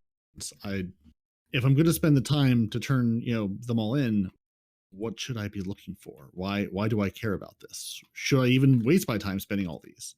So the short answer is, yeah, you absolutely should, because I mean, if nothing else, it's free materials. So I went and looked this week because I figured this is the hot content, the hot topic of the week, and everyone's going to be making videos, guides. Give me some idea what I should be looking for. So I got a couple of videos. The first one I'll mention, just for the editing work in it, was Aztecross's annual skate video, where he's looking for a god roll annual skate, and irritatingly, I'm not sure he even ever says what the god roll is he's looking for, but he doesn't get it. He spends 10,000, 20,000, some number of tokens and doesn't get the, which is just a fun video to watch because the editing in that really encompasses how it feels to be hunting a weapon in this game, especially through tokens. Demon Cross or Dark Cross or whatever he calls it. It's just really. That's what it is, Anti-Cross. Yeah, it's just really nice. So that one I threw in there just for flavor and texture. But the two I really looked at was, the Above God Rolls video of, hey, here's what you should be looking for, because he goes over sort of, here's what you should have, here's what you want. and here's the archetypes of what's out there. And I'm not going to tell you what to do, because he does in about 18 minutes or so. Dado also puts together a very long PvE focused farming video. Dado. Yeah, because he says, here's my PvE god roll for while you purge gunsmith materials, and he does his before it was sort of official. After TMG had tweeted these are going away, but before this TOB where Bungie officially says these are going away. So his video says, "Hey, disclaimer, this isn't official yet. Take it. I'll update when it's official. I'm telling you it's official now. These are going away. Go farm these materials."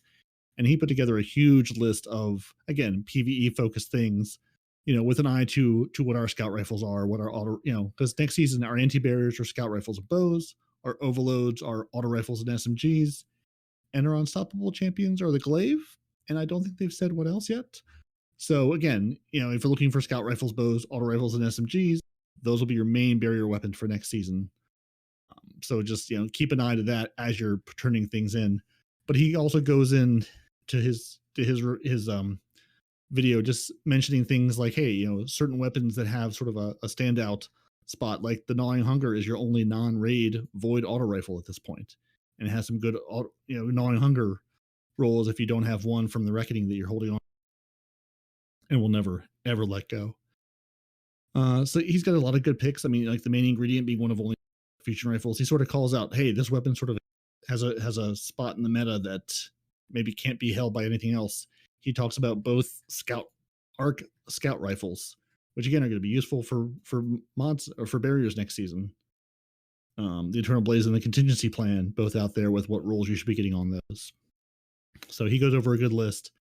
And Patty Cakes Gaming did his is called Gunsmith God Rolls, What to Look For. It's more of a PvP focused list, but he does sort of touch on, hey, in this PvE roll, here's what I look for as well. The two he calls out specifically is the Cold Denial Pulse Rifle, which can roll with some really nice perks on it, and the 7th Seraph CQC-12 Close Quarters Shotgun, which again has some really nice rolls for PvE and PvP both. But again, they both go over sort of here's what you want to look for.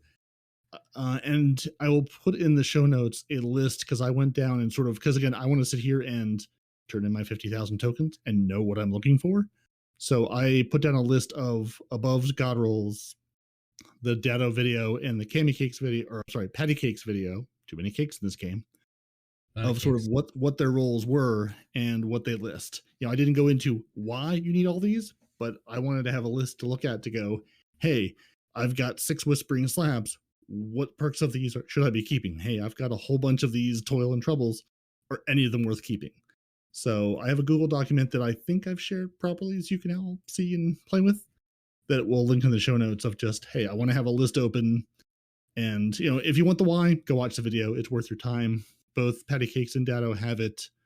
The comments link to each particular weapon with a link in the video of where they talk about that weapon. So you don't have to watch the whole thing. I think Dado's I think they're both fairly long, 20 or 40 minutes, but it'll take you to where exactly, what does this weapon do? Why do I want this one in particular? But yeah, that's the list I'm going to use this week to go hunt weapons down, and I encourage you to do the same. Let's get it. That's a very in-depth list too. That above video, I watched all of it, and every time that he was mentioning what the god roll was, I was checking my inventory of the weapons I got. I was like, damn it, like 1 or 2 perks out. I'm like, why have I got the weapon and it's not the god roll that he says it is? Get to the final one, and I've got the god roll. I've got to his number 1 weapon, and I had the god roll, and I was like, yes, I've got 1 out of the 10. Go me. Yeah, that's one thing I was hoping, and I had looked to see, because DIM, your Destiny Item Manager, will allow you to load in, in addition to the list it sort of ships with, which, by the way, if for some reason any of you are using the Destiny Item Manager and you haven't gone to the settings to the wish list option and loaded the pre-made wish list, you should do that, because it's a massive collection of guns brought to you by Mercules, Pandapaxi, Chevy. I mean, this whole list of folks who are out there, Abby Hour, among others. I'll send it note. Jarv, Brave X Hero, Blueberries GG, Patty Cakes, a lot of the folks who are out there saying, here's what the god rolls are.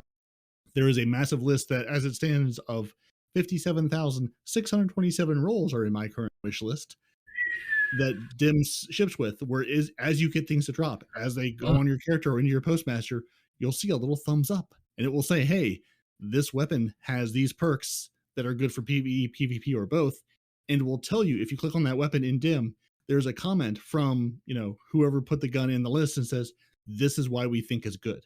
This is why we like these perks. So if you're just like, I want to brain dead do this and just have Din tell me what to do, turn that on. It's very helpful for what other folks who are, spending lots of time in spreadsheets into this game tell you what to keep. But I was looking too, because there's a way to load your own wish lists into dim and use those as well. And I was hoping someone had sort of put together like I'm a D2 gunsmith wish list, load me in. And as you're dumping these materials, I'll tell you what's good, which I haven't seen. And maybe it's been incorporated into the big mega wish list. It sort of feels like maybe it has, but I'm not sure because I don't really know how all that works. But yeah, it's a good way. I mean, really, if you're listening to something while you're playing the game, you're not really playing the game. Okay. So yeah, that's mine. Do you know how up to date these lists are? Like, are they the current drops, or are they just like time? The lists live out there in GitHub, so you can go and look at the list, and it will tell you like when it was last updated. But like Dim goes and pulls, like Dim will tell you this list was last pulled from GitHub on this date. And I know oftentimes, like if you look at the link on GitHub, it'll say like, hey, we added the 30th anniversary weapons. Hey, this has been added. So there's a little lag time. Like when Witch Queen drops, it's not going to tell you the Witch Queen God roll day one because it's still human powered. So, but it'll say like, hey, we've added these rolls here. You'll start seeing that stuff appear, and there are comments on their GitHub about hey, we've rolled these in. Hey, we've added this to it. So if you really care and want to go look, it's out there to go look. If you just want to turn it on and move on with life, you can do that too. Don't forget our massive tripod podcast that we're going to be doing on the 18th of February, that we will be doing with the Guardian Down and the Guardian Hub podcast. Well, I say the Guardian Down and the Guardian Hub. I'd say it's the Guardian Down and the Guardian Hub. Not the other Hub has decided to go on holiday, remember? We've dissed him last week. We're dissing him this week. Is he the hub? Of the three. Is he the hub? Is he the hub? He's just the hub of the hub. He's the hub. He's the hub of the hub. Okay. The other two, hopefully, Des and Sin will be there, along with Gator and Hazel and us three. So yeah, we will be there to discuss our opinions, our thoughts on the upcoming Witch Queen. It's going to be something, I tell you. It's like herding cats. Going to be something. Yes, it will be something. I can guarantee you. It definitely will be something. Respawn apparently is going to be streaming it. I guess one of the other guys will be streaming it from their platforms as well. So yeah, just come along and enjoy the madness. There probably won't be too much information. There'll just be hype and speculation and excitement from grown men. Gotta ride the hype train. It's very important. Indeed. And I think we made it. Yeah, let people move on with their lives, shall we? Yeah. So I think this is where we say thank you for joining us. Your Titans Repair. Just stop you for a second though before you go into that. So you're saying I can't move on with my life? You are telling me what to do, Dad? No, well, I'm telling you what to do. No, I've just got a quick question for you. As we've got a new intro to the show, have we got a new outro for the show? We don't. Or did you not put any effort into that at all? Wow. No, I put zero effort outro into the show, just like I put zero effort into leveling my Guardian. Just get on with it. But I did provide you like a text list of 70 weapons to roll for, so you can have that up next to you and look at this lovely text list versus having to listen to it. I'll let you off. Respawn, what have you done for the show this week? So what I've done is I was going to do exactly what Peroty did, because people jumped in my chat and said, hey, Respawn, you should do this. I'm like, all right, I'll have it on the next show. And Peroty's like, well, then he didn't. Look what I did. I'm like, so you did what they asked me to do. That's cool. You've done nothing. I've done, well, hey, I go and sit back in the corner. Go and sit back in the corner. Video. Hey, I found videos. I participated with video. Your one video that you post each week to be going, can you check this out? And I already have, but just don't have the heart to tell you each week. Fine. Find somebody else. I didn't say that. We go through hunters so fast around here. Do we? What I am going to say is thank you for joining us. Your Titans, your Peroty, and Nitedemon. You're a hunter who sits around and his headphones are about to die, so you won't hear him anymore. No one responds in real life. You should email the show, especially if you're a new light player or if you've come back to the game. There's such a hard question of what are you experiencing? What are you seeing? Where are you confused? Let us know. Shoot us an email, twotitansandahunter@hotmail.com. Find us on Twitter, twotitans_hunter. We're on Instagram. We're on Facebook. We're on YouTube. Leave a comment. Drop us a like. Drop us a listen. On Spotify, go into our links below the show and find out how to get a hold of us. If you're going into this game going, what should I be doing? Where are my questions? Help me, I'm stuck. Let us know, because we and the other Destiny podcast folks are constantly having these conversations of like, how do we sort of help new light people or people who have come back to this game get started, understand where things are? Because the beauty of the Destiny community is there's a ton of information out there. The double-edged sword of that is a lot of this information may not be correct anymore. So if you're saying, hey, how do I get this weapon? How do I get this thing? How do I do this activity? That activity may not exist because it's 3, 6, 9 months, a year old. Yeah. So what you should do, though, is continue to find all your favorite Guardians, playing Destiny everywhere you want to, because that's where we are. We're all one big happy family. And you should listen to this lovely show on Apple Podcasts, Google Play, Spotify, YouTube, and everywhere you can find a podcast. We're on Audible. Anywhere there's audio, we will find you, you will find us, and we will all be happier together, because the game is better with people. So weird, we're Audible. And I leave you with play stupid games and win stupid prizes. And with that, gents, say goodbye. Deuces! Did you just neigh?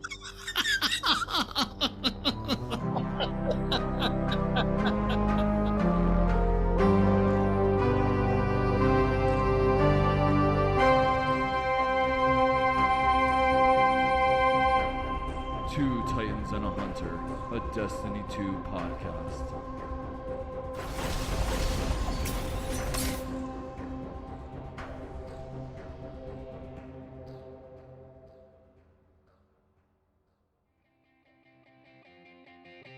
Welcome to the Two Titans and a Hunter Destiny 2 podcast, dedicated to bringing you all the latest information, news, and opinion. This is the best show for new and veteran Guardians alike, where we share tips, tricks, and tools to help you succeed and enjoy playing Hunters even more. So, with all that said, let's get on with the show.